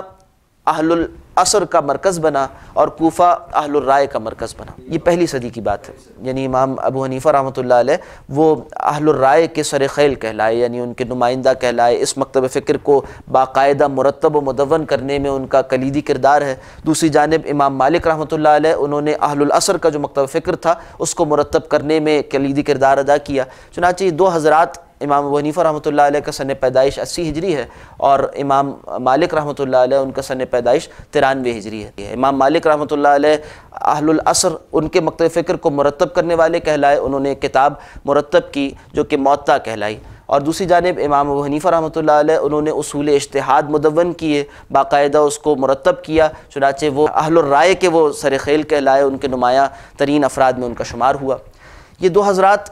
اس طرح سے کام کو مرتب کرتے رہے۔ اب یہ پہلی صدی کے وہ واقعات ہیں جس سے آپ کہیے کہ یہ وہ زمانہ ہے جسے ہم دور تابعین بھی کہہ سکتے ہیں، اور پھر ساتھ ساتھ دور تبع تابعین کے افراد کو بھی جمع کر لیجئے تو پھر یہ وہ زمانہ ہے جو ائمہ مجتہدین کا زمانہ ہے، اور اسی زمانے کو اصلاً دور تدوین فقہ کہا جاتا ہے۔ یہ وہ زمانہ ہے جس میں فقہ، علم فقہ باقاعدہ مرتب اور مدون ہوا ہے۔ یہاں فقہ کے تعارف میں ایک بات جو آغاز میں عرض کی گئی تھی کہ فقہ کے لغوی معنی کیا ہے، لغت کے معنی کیا ہوتے ہیں، وہ جو کہ ڈکشنری میں مل جاتے ہیں۔ عرض کیا گیا تھا گہرے فہم کے لیے لفظ فقہ استعمال ہوتا ہے۔ اب دیکھیے دوسری تعریف کا دوسرا حصہ، یعنی اصطلاحی تعریف کیا ہے، فقہ کی اصطلاحی تعریف۔ اصطلاحی تعریف کیا ہوتی ہے؟ پہلے تو اگر اصطلاح کے لفظ کی کچھ وضاحت ہو جائے کہ لفظ کسی شے کی اصطلاحی تعریف وہ ہے کہ کسی ایک خاص لفظ کے لیے کوئی خاص طبقہ کوئی خاص معنی متعین کر دے۔ میں پھر سے دہراتا ہوں اپنی بات کو کہ کسی خاص لفظ کے لیے کوئی خاص طبقہ کسی خاص معنی کو متعین کر دے تو کہتے ہیں کہ یہ لفظ اب اصطلاح بن چکا ہے، یعنی ایک ٹرمینالوجی ہے۔ اصطلاح کی تعریف اس طرح سے کی گئی، یعنی لفظ اصطلاح کی خود تعریف اس طرح سے کی گئی کہ اتفاق قوم علی معنی خاص للفظ خاص، کچھ افراد کا خاص لفظ کے لیے خاص معنی کا تعین کر دینا۔ چنانچہ لفظ فقہ کی اصطلاحی تعریف پھر کی گئی ہے اس زمانے میں، اور جو فقہ کے مدون اول ہیں امام ابو حنیفہ رحمۃ اللہ علیہ، انہوں نے سب سے پہلے اس لفظ کی تعریف کی ہے۔ وہ فرماتے ہیں فقہ کیا ہے؟ الفقہ معرفت النفس ما لہا وما علیہا۔ فقہ نام ہے جاننے کا، نفس کو جاننے کا کہ کیا کچھ اس کے حق میں ہے اور کیا کچھ اس کے خلاف ہے۔ فقہ کیا ہے؟ معرفت النفس ما لہا وما علیہا، کیا کچھ، اور دیکھیے کس قدر جامع اور وسیع تعریف ہے کہ یہ جاننا کہ کیا کچھ انسان کے حق میں ہے اور کیا کچھ اس کے خلاف ہے۔ اور ظاہر سی بات ہے اسلام میں کسی شے کے حق میں ہونے اور خلاف ہونے کے معنی کیا ہے کہ دنیا میں وہ اس کے لیے اللہ کی مراد کے مطابق ہے یا نہیں ہے، اور آخرت میں اسے کامیاب کروانے والا ہے یا نہیں ہے۔ ان دونوں باتوں کو جو شے مکمل کری، یہ ما لہا وما علیہا ہوتا ہے، یعنی دنیا میں مضر نہ ہو، مفسدہ کا ذریعہ نہ ہو، اور آخرت میں اس کے لیے خسارے کا ذریعہ نہ ہو۔ اس بات کو طے کیا جائے، دیکھا جائے کہ کیا یہ دنیا میں حسنہ کے حصول اور مفسدہ کے دفعے کا ذریعہ ہے، اور آخرت میں فوز و فلاح، نجات، کامیابی کا ذریعہ ہے یا خسران کا ذریعہ ہے۔ اس بات کو جو شے طے کر رہی ہو، اس پوری بات کو اور ان سارے مضامین کے لیے ایک جامع عنوان فقہ قرار پایا۔ انہوں نے کہا کہ اصل میں قرآن و سنت شخص کے، فرد کے دنیا و آخرت کی کامیابی کا ذریعہ ہے۔ دین میں کیا کچھ اس کے لیے ثابت ہے اور کیا کچھ دوسروں پر اس کے لیے ثابت ہے، یعنی ما لہا میں اس کو جو کچھ حقوق حاصل ہیں، اور ما علیہا جو کچھ اس کے فرائض ہیں وہ متعین کر دیے گئے، یعنی فرد سے لے کر اجتماعیت تک۔ اور نفس بھی یہاں پر ایک شخص نہیں بلکہ تمام افراد، ان کے مجموعے کے لیے بھی کیا کچھ ہے اور فرد کیا ہے اس کے لیے کیا کچھ ہے، ان سب کو جمع کر لیا گیا تو ایک بہت ہی وسیع تعریف ہو گئی۔ اور اس اعتبار سے امام ابو حنیفہ رحمۃ اللہ علیہ کے نزدیک فقہ صرف جزئی احکامات کا نام نہیں ہے، بلکہ جتنے علوم، یعنی علوم اسلامیہ کے جتنے بقیہ شعبے تھے، سب ان کے زمانے میں فقہ کا حصہ تھے۔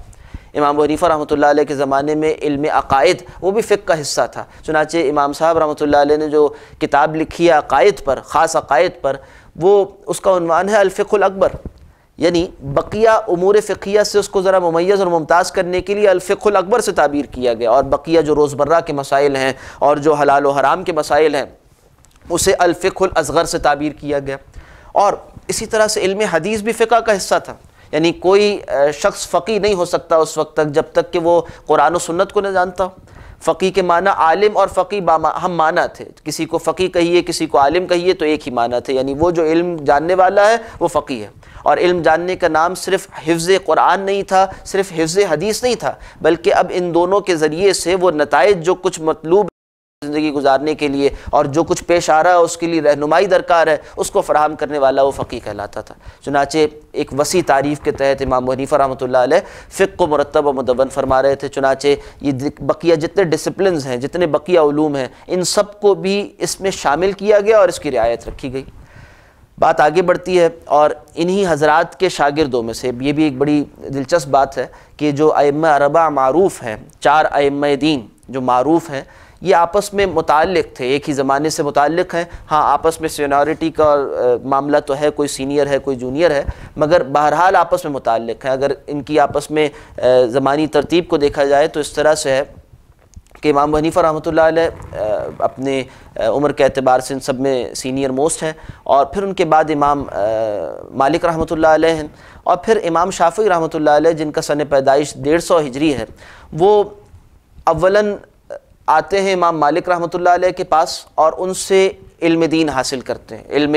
حدیث حاصل کرتے ہیں، موطا کی روایت ان سے کرتے ہیں، اور اس کے بعد جب وہ اہل مدینہ کی فقہ سیکھ جاتے ہیں اور امام دارالہجرہ سے جب اپنا تلمذ مکمل کرتے ہیں ایک درجے میں، تو پھر اس کے بعد وہ وہاں سے آتے ہیں اور آ کر کہتے ہیں کہ اب مجھے اصحاب ابی حنیفہ سے، اب امام ابو حنیفہ رحمۃ اللہ علیہ ان کا سن وفات 150 ہجری ہے، یعنی جب امام شافعی رحمۃ اللہ علیہ کی پیدائش ہے یہ وہی سن ہے جس سن میں امام ابو حنیفہ رحمۃ اللہ علیہ کی وفات ہے. چنانچہ وہ آتے ہیں اور اب دو جلیل القدر شاگرد امام اعظم امام ابو حنیفہ رحمۃ اللہ علیہ کہ ان سے یہ علم دین حاصل کرتے ہیں، قاضی ابو یوسف رحمہ اللہ، اور اسی طرح سے امام محمد رحمۃ اللہ علیہ، امام محمد بن حسن الشیبانی رحمہ اللہ، ان دونوں سے علم دین حاصل کرنے کے لیے امام شافعی اب مدینے سے سفر کرتے ہیں اور آتے ہیں اور آ کر کوفہ میں اب یہاں پر جو ہے وہ بغداد منتقل ہو چکے تھے اور وہ پائے تخت اس وقت بغداد تھا، دور بنو عباس ہے، اور وہاں پھر امام قاضی ابو یوسف سے اور امام محمد سے امام شافعی رحمۃ اللہ علیہ علم دین حاصل کرتے ہیں. اور امام احمد ابن حنبل رحمۃ اللہ علیہ یہ امام شافعی رحمۃ اللہ علیہ کے شاگرد ہیں ایک واسطے سے، یعنی ان کے ڈائریکٹ شاگرد ہیں، اور دوسری جانب امام محمد رحمۃ اللہ علیہ کے بھی وہ شاگرد ہیں. یعنی امام احمد ابن حنبل رحمۃ اللہ علیہ جہاں ایک جانب امام شافعی کے شاگرد ہیں تو دوسری جانب امام محمد کے شاگرد ہیں. اور پھر اس کے بعد جو معروف محدثین ہیں ہمارے ہاں جو اس وقت کتب ستہ کے مؤلفین ہیں، ان میں سوائے امام ابو داؤد رحمۃ اللہ علیہ کے بقیہ سب امام احمد ابن حنبل رحمۃ اللہ علیہ کے شاگرد ہیں. اور امام احمد ابن حنبل کے ان شاگردوں میں سے جو کتب ستہ کے مؤلفین میں سے امام ترمذی اور امام نسائی کے پھر شاگرد ہیں امام ابو داؤد رحمۃ اللہ علیہ. تو آپ کہہ سکتے ہیں کہ اب یہ وہ متصل زمانہ ہے جس میں دور تدوین فقہ کے بعد دور تدوین حدیث شروع ہو جاتا ہے، اور جہاں آغاز میں اہل الفقہ اور فقہا کے کہیے کہ سردار امام ابو حنیفہ رحمۃ اللہ علیہ موجود ہیں، تو پھر اس کے بعد دوسری جانب درمیان میں امام احمد ابن حنبل وہ کڑی کا کردار ادا کرتے ہیں کہ ایک جانب فقیہ و مجتہد ہیں اور دوسری جانب محدث اعظم ہیں، اور پھر اس کے بعد ان کے شاگردوں میں محدثین کا ایک سلسلہ شروع ہو جاتا ہے. اب وہ زمانہ جو کہ فقہ کی تدوین پر مشتمل تھا وہ اب آگے چل کر دور تدوین حدیث میں منتقل ہوتا ہے. تو یہ ایک ترتیب ہے اسلامی تاریخ میں علوم کی تدوین کی، اور اس طرح سے اب یہاں ان حضرات کے مابین علم دین علم فقہ مرتب ہو رہا ہے، مدون ہو رہا ہے. ہمارے موضوع سے متعلق کرتے ہوئے بات کو اگر واپس وہیں سے جوڑا جائے کہ اصطلاحی تعریف جو امام ابو حنیفہ رحمۃ اللہ علیہ نے فقہ کی تھی کہ معرفت النفس ما لہا وما علیہا، اس تعریف کو زمانے کے ساتھ اب محسوس ہوا کہ بہت سے علوم ضرورت اس بات کی ہے کہ انہیں علیحدہ علیحدہ مرتب کیا جائے. یعنی ابھی تو فقیہ ہی یہ بھی دیکھ رہا ہے کہ آیت اس کی تفسیر کیا ہے، اور وہی یہ بھی دیکھ رہا ہے کہ حدیث اور اس کا ثبوت اور اس کا استناد وہ کیسا کچھ ہے. اب ضرورت اس بات کی ہے کہ ان کے لیے الگ شعبے بنے اور باقاعدہ کچھ لوگ اس فن میں مہارت پیدا کریں، اور پھر فقہ کا کام اور فقیہ کا کام وہ خاص مخصوص ہو جائے اس سے متعلق کہ کیا کچھ ان ماخذات سے یعنی آیت اور حدیث سے کیا کچھ اخذ کرنا ہے اور اس اخذ کرنے کے اصول کیا ہیں. امام حنیفہ رحمۃ اللہ علیہ نے اپنی زندگی میں کم سے کم کہا جاتا ہے 83,000 مسائل پر اجتہاد کیا. 83,000 مسائل پر، وہ جو پیش آمدہ مسائل تھے، نئے نئے واقعات پیش آ رہے ہیں تو قرآن و سنت سے انہوں نے اجتہاد کرتے ہوئے 83,000 مسائل کے لیے فتاوی جاری کیے، اور ایک اہتمام کیا کہ 40 افراد پر مبنی ایک کمیٹی باقاعدہ تشکیل کی جس میں وہ افراد موجود تھے جو کہ مختلف علوم و فنون کے ماہرین تھے، تاکہ ان سب کے اپنے اپنے شعبے کی مہارت وہ اس کام میں فائدہ دے سکے، وہ ایک اجتماعی نوعیت کا اجتہاد ہو جائے. اچھا، اب امام شافعی رحمۃ اللہ علیہ نے آ کر دیکھا کہ فقہ کے کام میں جو اب اختصاص پیدا ہوا ہے تو فقہ کی تعریف بھی نئے سرے سے ہونی چاہیے. انہوں نے ایک مارکۃ الآراء کتاب لکھی جس کا نام ہے الرسالہ، جو ایک اعتبار سے اصول فقہ کی مرتب کتابوں میں پہلی کتاب ہے جو آج تک دستیاب ہے، آج بھی ہمارے درمیان موجود ہے. الرسالہ، اس میں انہوں نے اب فقہ کی ایک تعریف کی ہے جو زیادہ کہیے متعلق ہو گئی، اور بعد میں اصطلاحی تعریف اب جسے کہا جاتا ہے فقہ اسلامی کی وہی تعریف ہے جیسے امام شافعی رحمۃ اللہ علیہ نے اختیار کیا. وہ کیا ہے؟ وہ کہتے ہیں الفقہ. فقہ کیا ہے؟ کہتے ہیں کہ العلم بالاحکام العملیہ، یہ اصل میں علم ہے احکام عملیہ کا المقتصب من ادلتہ التفصیلیہ، وہ جو کہ اخذ کیا گیا ہے، اکتساب کیا گیا ہے تفصیلی دلائل سے. اور بعضوں نے اس کو اس طرح بھی مرتب کیا کہ الفقہ العلم بالاحکام العملیۃ الجزئیہ، جزئی احکام، عملی احکام کا علم، المقتصب جو اخذ کیے گئے ہیں، من ادلتہ التفصیلیہ، اس کے تفصیلی دلائل سے. وہ تفصیلی دلائل کیا ہیں؟ اس کے لیے اب ایک اور فن ہے جو فقہ کے ساتھ ایک شاخ کی طور پر مرتب ہوا، وہ ہے اصول فقہ. ماخذات کیا ہیں دین کے اور اس کو کیسے سمجھا جائے گا، یعنی قرآن کے سمجھنے کے اصول کیا ہیں، حدیث اس کے سمجھنے کے اصول کیا ہیں، قرآن حکیم کی آیات وہ اپنی رہنمائی میں کن کن اقسام پر مبنی ہیں، احادیث وہ اپنے درجہ ثبوت میں کن کن اقسام پر مبنی ہیں، اور اس سے حاصل ہونے والا علم اس کا قرآن کے ساتھ کیا ربط و تعلق ہے، اور ان دونوں کے ارتباط سے جو بات ثابت ہوتی ہے اس کے درجات کیا ہیں. اور پھر یہ کہ جو بہت سی باتیں قرآن و سنت سے ثابت ہوتی ہیں، ان کے کیا یہ سب ایک جیسی ہیں یا ان کے مابین بھی کچھ درجات پائے جاتے ہیں؟ تو اب ان فقہا نے، خاص طور پر ائمہ اربعہ نے، وہ اصول مرتب کیے جن سے چیزوں کو طے کیا جائے. کچھ چیزیں فرض ہوں گی، کچھ واجب ہوں گی، کچھ سنت ہوں گی، تو پھر سنت میں سنت موقدہ بھی ہوگی، سنت غیر موقدہ بھی ہوں گی، اسی طرح سے نفل، مستحب، تطوع، یہ ساری اقسام قائم ہوئی خلاف اولیٰ تک. ایک کہیے کہ بہت بڑی رینج ہے جو قائم ہو جاتی ہے، فرض سے لے کر، فرض عینی ہی سے لے کر، اور اسی طرح اس کے اندر کفائی اور فرض عین، فرض کفایہ، ان ساری تفصیلات کے ساتھ یہ پورا ایک بہت بڑی رینج ہے جو قائم ہو جاتی ہے، اور تمام احکامات قرآن و سنت کے وہ ان درجات میں کسی نہ کسی درجے میں پلیس کیے جا سکتے ہیں. اس اعتبار سے اب یہ بات کہ کس طرح سمجھا جائے گا قرآن و سنت کو، یہ اصول فقہ کہلایا. اور پھر جو کچھ سمجھا گیا اس میں کوئی ایک بات کا متعین کر دینا، یہ فقہ کہلایا.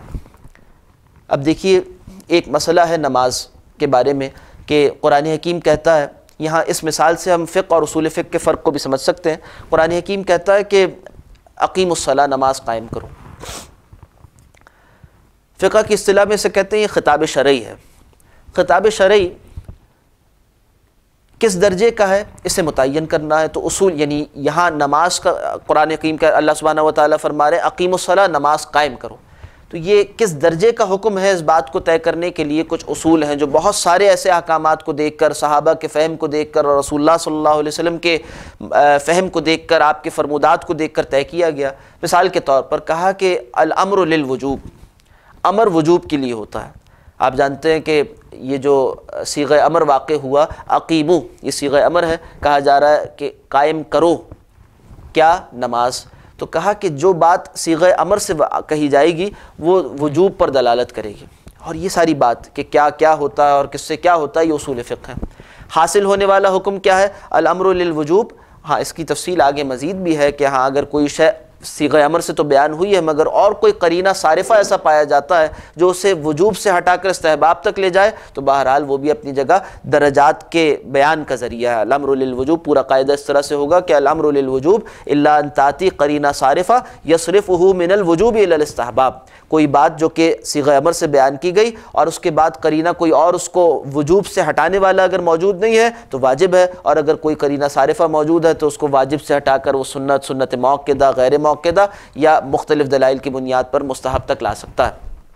اسی طرح سے حرام کیا ہے، جس میں صیغہ نہیں واقع ہو قطعیت کے ساتھ. اور اسی طرح سے واجب کی اب تفصیل کی گئی، فرض کی تعریف بیان کی گئی. فرض کیا ہے، وہ جو دلیل قطعی سے ثابت ہو، وہ جس کا انکار کرنے والا کافر ہو، اور وہ جس کا چھوڑنے والا دنیا میں بھی قابل عقاب ہو، پکڑا جائے، اور آخرت میں بھی قابل عذاب ہو. چنانچہ یہ تعریف کر دی گئی کہ فرض یہ ہوا کرتا ہے. واجب کیا ہے، وہ جو کہ دون الفرض ہے، فرض سے کمتر ہے، اور واجب وہ ہے جس کا انکار کرنے والا کافر تو نہیں، ہاں وہ فاسق و فاجر اور گمراہ ہوا کرتا ہے، اور اس کے تارک کو دنیا میں ملامت کی جائے گی، یہ گناہ کا مستحق بھی ہوگا. اسی طرح سے تفصیل کرتے کرتے ہر شے کو اپنے اپنے مقام پر رکھتے رکھتے یہ تفصیلات مرتب کی گئیں. اب یہاں نماز کی فرضیت کا ثابت ہو جانا اصول فقہ کا مسئلہ تھا. اب آگے اور مسائل پیدا ہوتے ہیں. نماز کیسے پڑھی جائے؟ قرآن حکیم میں نماز کی فرضیت کا ذکر آ گیا، مگر یہ نہیں لکھا ہوا کہ نماز کی ترتیب کیا ہے اور ترکیب کیا ہے۔ اجزاء کا ذکر بھی آ گیا، قیام بھی ہے، رکوع بھی ہے، سجدہ بھی ہے، اور اس کے علاوہ تفصیل بھی آ گئی، مگر کیا کوئی ترکیب بھی آ گئی کہ کس ترتیب میں یہ نماز واقع ہوگی؟ ظاہر سی بات ہے کہ قرآن حکیم کا پڑھنے والا کہ یہ ترتیب اور ترکیب قرآن حکیم میں نہیں پاتا۔ کہاں سے لی جائے گی؟ نبی کریم صلی اللہ علیہ وسلم کی تعلیمات سے لی جائے گی۔ جناب صلی اللہ علیہ وسلم کا فرمان کہ صلو کما رأیتمونی اصلی، نماز ویسے پڑھو جیسے مجھے دیکھتے ہو پڑھتے ہو۔ تو اب ایک فقیہ احادیث رسول سے نماز کے طریقے کو مرتب کرے گا۔ اچھا، اب یہ جو ترتیب و تدوین ہے، یہاں پر وہ جو ذکر کیا گیا تھا کہ مختلف صحابہ اکرام مختلف علاقوں میں گئے اور انہوں نے جس طرح سے نبی صلی اللہ علیہ وسلم سے نماز پڑھنا سیکھی تھی یا مختلف اعمال سیکھے تھے، وہ اس علاقے میں رائج ہوئے۔ اب مختلف باتیں جو نماز کے پڑھنے کے بارے میں واقع ہوئیں، یہ ایک تنوع پھر نماز کے طریقے میں ظاہر ہوا۔ چنانچہ یہ جب ائمہ مجتہدین کی جانب منسوب ہوا تو فقہ کے مکاتب فکر اپنی تفصیلات کو واضح کرنے لگے۔ یعنی سب کا اس بات پر اتفاق ہے کہ نماز فرض ہے، اور سب کا اس بارے میں اتفاق ہے کہ نماز کا طریقہ وہ ہے جو نبی کریم صلی اللہ علیہ وسلم کا سکھایا ہوا ہے۔ آپ نے کیا سکھایا، اس میں اختلاف ہو سکتا ہے، اس لیے کہ نبی کریم صلی اللہ علیہ وسلم سے مختلف اوقات میں مختلف طرح سے نماز کی مختلف اجزاء کی ادائیگی وہ ثابت ہے، مختلف روایات سے مختلف باتیں ثابت ہیں۔ اب ترجیح قائم کر کر کوئی ایک فقیہ کسی ایک طریقے کو متعین کرتا ہے، تو یہ اب اس مکتب فکر کا طریقہ نماز متعین ہو گیا۔ حضرت امام ابو حنیفہ رحمۃ اللہ علیہ نے نماز میں کس ترتیب کو اور کس تقسیم کو اختیار کیا، روایات حدیث کی روشنی میں یہ طریقہ نماز قرار پایا فقہ حنفی کے متبعین کے لیے۔ امام شافعی رحمۃ اللہ علیہ نے جو اپنے اصول فقہ قرار دیے تھے، اس کی روشنی میں جب انہوں نے اجتہاد کیا تو جو طریقہ نماز متعین ہوا وہ فقہ شافعی کے مطابق نماز پڑھنے کا طریقہ قرار پایا۔ اور ان تمام فقہا کا آپس میں اس بارے میں اتفاق ہے کہ ہم جس شے کو اختیار کرتے ہیں اسے ہم دلائل کی بنیاد پر صحیح رائے سمجھتے ہیں، مگر اس امکان کے اعتراف کے ساتھ کہ ہو سکتا ہے کہ ہماری رائے غلط ہو اور دوسرے کی رائے صحیح ہو، اس امکان کے اعتراف کے ساتھ۔ یہ اصل میں وہ دائرہ ہے جسے اجتہادی اختلاف کہا جاتا ہے، اور اس میں امت نے اس طریقے پر اتفاق کیا کہ جس کے نزدیک جو شے ثابت ہے، یعنی فقہا کا مسئلہ ہے، مجتہدین کے مابین یہ اختلاف اجتہادی ہو سکتا ہے، اور جیسے کہ رسول اللہ صلی اللہ علیہ وسلم سے اس بات کے بارے میں وضاحت بھی موجود ہے، آپ صلی اللہ علیہ وسلم کی رہنمائی بھی موجود ہے کہ ایک مجتہد، ایک قاضی جب وہ کسی شرعی مسئلے کے جاننے میں خوب محنت کرتا ہے تو اگر وہ مجتہد مصیب ہے، یعنی صحیح رائے تک پہنچ جانے والا ہے، تو اس کو دوہرا اجر ملے گا، اور اگر وہ مجتہد مخطی ہے، یعنی اس سے کوئی خطا ہو گئی اس رائے کے قائم کرنے میں، تب بھی اس کو اکھیرا اجر ملے گا۔ اگر کسی نے کسی استاد سے اکتساب کیا ہے، علم سیکھا ہے، تو ان کے نتائج فکر سے یہ کلیتاً اتفاق ہی کریں۔ اور امام شافعی رحمۃ اللہ علیہ جس مقام و مرتبے کے آدمی ہیں، جو اللہ نے انہیں استعداد دی تھی، انہوں نے اپنے بہترین غور و فکر کے نتیجے میں جس شے کو زیادہ بہتر سمجھا اسے اختیار کیا۔ اور امام شافعی رحمۃ اللہ علیہ کا اسلوب یہ رہا کہ انہوں نے ان دو مکاتب فکر کے مابین توافق کی کوشش کی ہے۔ چنانچہ بہت سی باتوں میں انہوں نے امام مالک سے بھی اختلاف کیا، اور بہت سی باتوں میں انہوں نے اپنے وہ اساتذہ جو کہ امام ابو حنیفہ رحمۃ اللہ علیہ کی فقہ ان تک پہنچا رہے تھے، ان سے بھی اختلاف کیا، اور اس اختلاف کو اس زمانے میں گوارا کیا گیا۔ اور ظاہر سی بات ہے ایک مجتہد کے لیے یہ بات لازم نہیں ہے کہ وہ کسی شے کو اگر صحیح سمجھے تو اسے اختیار نہ کرے، کہ جب جو بات سنی ہے سیکھی ہے اسی، یعنی دوسرے کے اجتہاد کا وہ پابند نہیں ہوا کرتا۔ تو امام شافعی رحمۃ اللہ علیہ چونکہ خود درجہ اجتہاد پر پہنچے ہوئے تھے، اس لیے اور اصول میں اجتہاد کرنے کی اہلیت کے حامل تھے، یعنی وہ مجتہد مطلق تھے۔ اب مجتہدین کی بھی اقسام بہت سی ہیں، ایک مجتہد مطلق وہ ہے جو قرآن و سنت سے براہ راست اخذ کرنے کے اصول مرتب کر رہا ہو۔ چنانچہ امام ابو حنیفہ رحمۃ اللہ علیہ، امام مالک رحمۃ اللہ علیہ، امام شافعی رحمۃ اللہ علیہ اور امام احمد ابن حنبل رحمۃ اللہ علیہ، ان چاروں حضرات کے بارے میں امت کا اتفاق ہے کہ یہ مجتہدین مطلق تھے۔ ان حضرات نے قرآن و سنت سے اجتہاد کے اصول مرتب کیے، اور بعد میں جو لوگ آئے وہ اصل میں ان کے منتسبین کہلائے، یعنی اب وہ مجتہد فی المذہب کہلائے، یعنی فقہ حنفی کے اصول اجتہاد کے اندر کھڑے ہو کر اجتہاد کیا جن فقہا نے، تو وہ فقہاء احناف کہلائے۔ امام شافعی رحمۃ اللہ علیہ کے اصول اجتہاد کے اندر کھڑے ہو کر جنہوں نے اجتہاد کیا، ان واقعات میں جس میں امام شافعی کا اجتہاد موجود نہیں تھا تو فقہاء شافعیہ کہلائے۔ اسی طرح سے بقیہ کا معاملہ ہوا۔ تو یہ چونکہ اس استعداد کے حامل تھے کہ خود اصول اجتہاد مرتب کریں، جیسا کہ انہوں نے اپنی کتاب الرسالہ میں اصول اجتہاد مرتب کیے ہیں باقاعدہ، تو پھر وہ پابند نہیں تھے اس بات کے کہ بقیہ فقہا اور بقیہ مجتہدین کا وہ کلیتاً ان کی اتباع کرتے. ہاں بہرحال جو اس صلاحیت کے حامل نہیں تھے، پھر انہوں نے ان لوگوں کے طرز اجتہاد یا کہیے ان کے حاصلات، ان کے پیروی ہی میں اپنے لیے عافیت جانی، اور اس طرح سے یہ چیزیں مرتب ہوئی ہیں. دیکھیں معاملہ اس طرح سے، جس طرح بھی ہم نے دور تدوین فقہ کا کون سا تھا اور دور تدوین حدیث کا کون سا تھا، اس کو دیکھا ہے، اس سے یہ خود بخود یہ عقدہ کھل جاتا ہے. یہ بات واضح ہوتی ہے کہ جن محدثین نے علم حدیث سے تعلق رکھا، یعنی محدثین کہلائے اور انہوں نے حدیث کو مرتب کیا، مدون کیا، ان کا زمانہ متاخر ہے، بعد کے ادوار سے متعلق ہیں. اور فقہا اور یہ ائمہ اربعہ، ان کا زمانہ متقدم ہے، اس سے پہلے پایا جاتا ہے. یہ مطالبہ کرنا کہ بعد میں جو کتابیں مرتب ہوئی ہیں حدیث کی، ان کتابوں میں جو معیارات طے کیے گئے، ان معیارات پر پچھلے والے اپنی بات کو ثابت کریں، ایسی بات ہے کہ یہ ایک مطالبہ کوئی معقول ترتیب کا حامل نہیں ہے. جبکہ حقیقت کیا تھی؟ یعنی ایسا نہیں ہوا کہ حدیث مرتب بعد میں ہوئی تو حدیث موجود نہیں تھی. نہیں، حدیث موجود تھی. ہاں اس کی روایت زبانی جاری تھی، اس کی روایت تحدیث کے ذریعے سے جاری و ساری تھی، اور یہ روایات ان حضرات فقہا سے کہیں چھپی ہوئی نہیں تھی، بلکہ وہ جو راویان کا سلسلہ ہے ان میں یہ حضرات فقہا خود راوی ہیں اس کے درمیان میں، یعنی ان احادیث کا سلسلہ اسناد، اس کا مدار ان حضرات فقہا پر ہے، ان حضرات علماء پر ہے، چنانچہ یہ خود اس سلسلہ اسناد کا حصہ ہے. اب دیکھیے مثال کے طور پر ایک امکان کو اگر ہم سامنے رکھیں، اور ایسا کثرت کے ساتھ ہوا ہے، آج بہت سے ناواقف حضرات وہ یہ اعتراض کرتے ہیں کہ مثال کے طور پر فلاں مسئلہ امام ابو حنیفہ رحمۃ اللہ علیہ نے اس طرح سے اس میں فتویٰ جاری فرمایا، اور اس کا استدلال فلاں ضعیف روایت سے ہے، جبکہ اس کے بالمقابل کوئی حدیث صحیح موجود ہے، تو ایسا کیوں کیا گیا؟ اور اس سے پھر اس بات کو ذریعہ بنا لیا جاتا ہے فقہاء اکرام کے کام کی تنقیص کا اور ان سے سوء ظن کو عام کر دینے کا. حالانکہ اگر اس بات کا تجزیہ کیا جائے تو بات کھل جاتی ہے سامنے. دیکھیے امام ابو حنیفہ رحمۃ اللہ علیہ اس بات کے محتاج نہیں تھے کہ امام بخاری رحمۃ اللہ علیہ سے پوچھیں کہ انہوں نے اپنی صحیح میں اس حدیث کو درج کیا ہے نہیں کیا، اس لیے کہ امام بخاری رحمۃ اللہ علیہ تو ابھی آئے نہیں ہیں. امام ابو حنیفہ رحمۃ اللہ علیہ تک ایک حدیث پہنچی ہے اور درمیان میں ایک راوی ہے، ایک صاحب ہیں جو کہ صحابہ سے، کسی صحابی رسول سے اس روایت کو سنتے ہیں اور بیان کرتے ہیں، اور امام ابو حنیفہ رحمۃ اللہ علیہ تک وہ ایک، دو یا تین راویوں سے پہنچی، یا ایک راوی سے پہنچی یا دو راوی سے پہنچی، اور انہوں نے جیسے کہ انہوں نے اپنی حدیث کی کتاب بھی مرتب کی ہے، مسند امام اعظم کے نام سے آج بھی موجود ہے، چنانچہ انہوں نے اس حدیث کو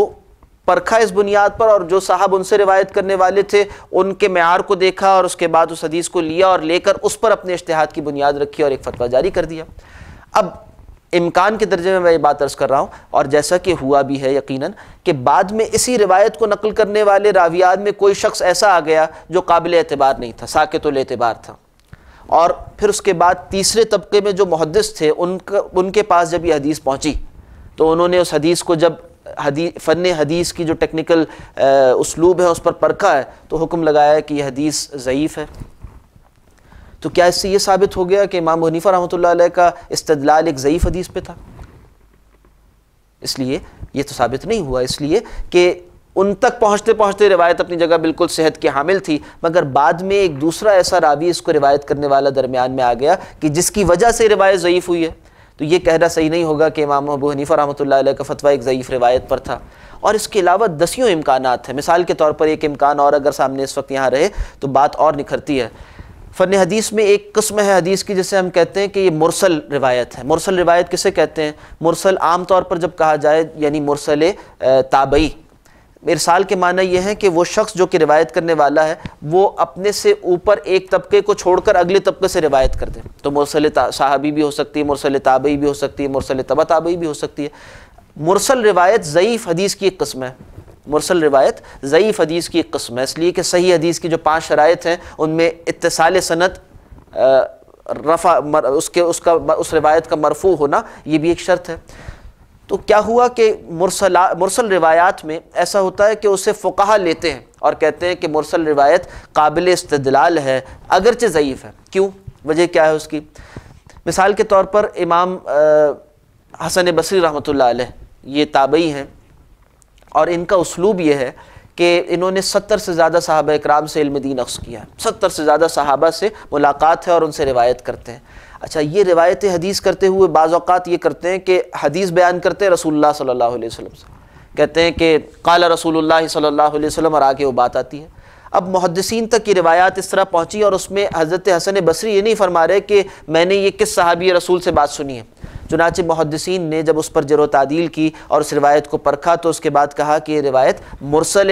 حسن بصری ہے، جیسے کہ مرسل روایات اور بہت سے تابعین کی معروف ہے، سعید بن المسیب رحمہ اللہ کی مرسل روایات معروف ہیں، حتیٰ کہ امام ابو داؤد رحمۃ اللہ علیہ نے مراسیل ابو داؤد علیہ سے ایک کتاب پوری موجود ہے، ان کے مراسیل مرسل روایات الگ جمع کی ہیں۔ حسن بصری رحمۃ اللہ علیہ بہت سی روایات میں کہتے ہیں کہ قال رسول اللہ صلی اللہ علیہ وسلم، اور ان کی ملاقات رسول اللہ صلی اللہ علیہ وسلم سے نہیں ہوئی۔ اب کیا کیا جائے؟ فقہا یہ بتاتے ہیں اور یہ بات ان سے ثابت ہے، حضرت حسن بصری سے ثابت ہے، وہ فرماتے ہیں کہ متا قلت لکم حدثنی فلان فہو حدیثہ، جب میں تم سے یہ کہوں کہ یہ حدیث مجھے فلاں نے سنائی ہے، یعنی فلاں صحابی نے مجھے سنائی ہے اور انہوں نے رسول اللہ صلی اللہ علیہ وسلم سنی، تو اس کا مطلب یہ ہے کہ یہ روایت میں نے صرف انہی صحابی سے سنی ہے۔ اور متا قلت لکم قال رسول اللہ صلی اللہ علیہ وسلم فہو عن 70، جب میں یہ کہوں کہ قال رسول اللہ صلی اللہ علیہ وسلم اور صحابی کا نام ذکر نہ کروں تو اس کا مطلب یہ ہوتا ہے کہ یہ روایت حدیث میں نے 70 صحابہ سے سنی ہے۔ تو اب کیا ہر صحابی کا نام لے کر بتاتا رہوں کہ ان سے سنی ہے؟ چنانچہ میرے لیے تو گویا یہ ایسے ہے جیسے میں اپنی آنکھوں سے رسول اللہ صلی اللہ علیہ وسلم کو ایسا کرتے دیکھ رہا ہوں اور اپنے کانوں سے انہیں کہتے سن رہا ہوں۔ چنانچہ میں کہتا ہوں قال رسول اللہ صلی اللہ علیہ وسلم۔ اب دیکھیے دو طبقات کے لیے اس روایت کی جو مرسل حسن بصری ہے اس کی حیثیت بالکل مختلف ہو جائے گی۔ محدثین اکرام پابند ہیں اس بات کے کہ چونکہ صحابی کا نام نہیں ہے تو فن حدیث کی روشنی میں اس روایت کو مرسل کہیں اور ضعیف کی قسم بنا کر ضعیف کا حکم لگائیں، مگر کیسے یہ لازم آ جاتا ہے کہ فقہا پھر یہ کہیں کہ چونکہ یہ ضعیف ہے اس لیے قابل استدلال نہیں ہے؟ نہیں، ہرگز نہیں، بلکہ فقہا کہتے ہیں کہ نہیں، یہ مراسیل سعید بن المسیب ہوں یا مراسیل حسن بصری ہوں، یہ اعلیٰ درجے کی روایات حدیث ہیں اور ان سے استدلال لازماً ہوگا۔ چنانچہ وہ اس سے استدلال کرتے ہیں اور اس سے استدلال کرتے ہوئے احکامات فقہیہ جاری کرتے ہیں۔ حافظ ابن تیمیہ رحمہ اللہ نے کتاب لکھی ہے رفع الملام عن ائمۃ الاعلام۔ یہ بھی ایک بدقسمتی ہے کہ حافظ ابن تیمیہ رحمہ اللہ کا تعارف جو ہے وہ ایک خاص انداز میں کرایا گیا، حالانکہ یہ بھی انہی کی کتاب ہے جس کا عنوان ہے رفع الملام عن ائمۃ الاعلام، یعنی ملامت کا ہٹانا بڑے بڑے ائمہ کے اوپر سے۔ لوگ جو اعتراض کرتے ہیں کہ فلاں امام دین نے حدیث کی موجودگی میں اپنی رائے سے فتویٰ دیا، تو امام صاحب حافظ ابن تیمیہ رحمہ اللہ وہ یہ فرماتے ہیں کہ یہ خیال کرنا بہت غلط ہے۔ کئی اسباب ہو سکتے ہیں، اگر تمہیں یہ نظر آئے کہ کوئی امام دین، کوئی امام، ان کی کوئی رائے کسی روایت سے اگر ٹکراتی ہوئی نظر آ رہی ہے، کسی حدیث سے ٹکراتی ہوئی نظر آ رہی ہے، تو کئی اسباب ہیں۔ ان میں سے ایک سبب یہ بھی ہو سکتا ہے کہ وہ روایت ان تک پہنچی ہی نہ ہو، ایک سبب یہ بھی ہو سکتا ہے جیسے کہ ذکر کیا گیا کہ ان کے نزدیک وہ قابل استدلال نہ ہو۔ اس کے اسباب کئی ہو سکتے ہیں، یعنی روایت حدیث کا ثابت ہو جانا اور پھر اس کو چھوڑ دینا یہ ممکن نہیں ہوتا، کوئی بھی ایسا نہیں کرتا، یعنی یہ بات کسی کا بھی اسلوب نہیں ہے، یہ کسی کا بھی مسلک نہیں ہے کہ ایک ثابت حدیث اسے چھوڑ کر وہ اپنی رائے سے اجتہاد کرے، اس بات کو تو کوئی بھی جائز نہیں رکھتا۔ ہاں اسباب کیا ہیں وہ بہرحال ہو سکتے ہیں، تو بہت سے اسباب انہوں نے اس کتاب میں بھی گنوائے جن میں سے یہ بنیادی اسباب یہ بھی ہیں، اور اسی طرح سے بعض اوقات ترجیح بین الادلہ ایک بہت بڑا سبب ہے روایات کے اخذ و ترک کا، یعنی ایک روایت یہ بھی ہے، یہ ایک روایت حدیث ہے، یہ ایک روایت حدیث ہے، ان دونوں میں جو بات بیان کی جا رہی ہے وہ باہم متضاد ہے، تو اب کچھ نہ کچھ ترجیح کے اسلوب اور اسالیب ہوں گے، تو ان ائمہ فقہ نے ترجیح کے کچھ نہ کچھ دلائل قائم کی ہیں۔ مثال کے طور پر امام ابو حنیفہ رحمۃ اللہ علیہ کی ایک دلیل یہ ہے کہ اگر کوئی روایت حدیث ثابت ہے اور ایک دوسری روایت حدیث ثابت ہے اور دونوں کی باتیں باہم اگر متضاد ہیں تو یہ دیکھا جائے گا کہ کس کا راوی افقہ ہے، یعنی زیادہ فقیہ راوی ہے اس کی روایت کو ترجیح دی جائے گی۔ یہ ایک اسلوب ہے جس کی بنیاد پر انہوں نے ایک دوسری روایت کو چھوڑ دیا، اس لیے کہ بیک وقت ایک ہی پر عمل ممکن تھا، دونوں باتیں رسول اللہ صلی اللہ علیہ وسلم کی جانب منسوب ہیں، کس پر عمل کیا جائے؟ تو جس راوی کا یعنی جس راوی کا فہم زیادہ معتبر ہوگا اس سے لے لیں گے، تو یہ بھی ایک سبب ہو سکتا ہے۔ اس طرح کئی اسباب ہیں، اگر کہیں کسی ایک روایت حدیث پر عمل ہوتا نہ نظر آئے تو اس کو یہ سمجھنا کہ حدیث کو چھوڑ کر کسی اور اپنی رائے پر انہوں نے فتویٰ دے دیا ہے، یہ اصل میں ایک سوء ظن ہے، اور سلف سے سوء ظن رکھنا انتہائی خطرناک ہے۔ ہے دین کے باب میں۔ دین اسلام کا خاصہ یہ ہے کہ یہ اعتماد کے ساتھ نسلاً بعد نسل منتقل ہوا ہے، یہ پورے اعتماد کے ساتھ جیلاً بعد جیلاً جاری و ساری رہا ہے۔ ہر خلف اپنے سلف سے اسے لیتا آیا ہے اور اعتماد کے ساتھ لیتے آیا ہے، اسی طرح سے یہ تا قیام قیامت جاری و ساری رہے گا۔ علم دین کا خاصہ یہ ہے، اور اس میں اللہ سبحانہ و تعالیٰ کا دین ہے، اس نے اس کی حفاظت کا ذمہ لے رکھا ہے۔ وہ اپنی کتاب اور اپنے نبی کی سنت کو تمام غلط خیالات سے، تمام باطل تعویلات سے اور تمام باطل افکار و خیالات سے پاک کرتے ہوئے، تمام ہوس پرستوں کی ہوس سے محفوظ رکھتے ہوئے تا قیام قیامت محفوظ رکھے گا، اور اس کا ذریعہ رجال دین ہے۔ اور ان رجال دین میں خاص طور پر اللہ سبحانہ و تعالیٰ ان دونوں طبقات پر اپنی رحمتیں، کروڑوں رحمتیں اور برکتیں نازل فرمائے، ان کے لیے بہترین اجر آخرت میں مرتب فرمائے، جو فقہاء و محدثین کے نام سے معروف ہیں۔ یہ وہ دو طبقات ہیں جنہوں نے رسول اللہ صلی اللہ علیہ وسلم سے منسوب باتوں کو محفوظ انداز میں اس کے الفاظ اور اس کے مراد کے ساتھ محفوظ کر آگے پہنچایا ہے۔ اللہ سبحانہ و تعالی ہمیں سلف کے اجماعی تصور دین کے ساتھ جڑے رہنے اور اسی کے مطابق اپنی زندگی کو استوار کرتے ہوئے آخرت کی کامیابی کے لیے زاد راہ جمع کرنے کی توفیق عطا فرمائے۔ اقول قولی ھذا واستغفر اللہ لی ولکم ولسائر المسلمین۔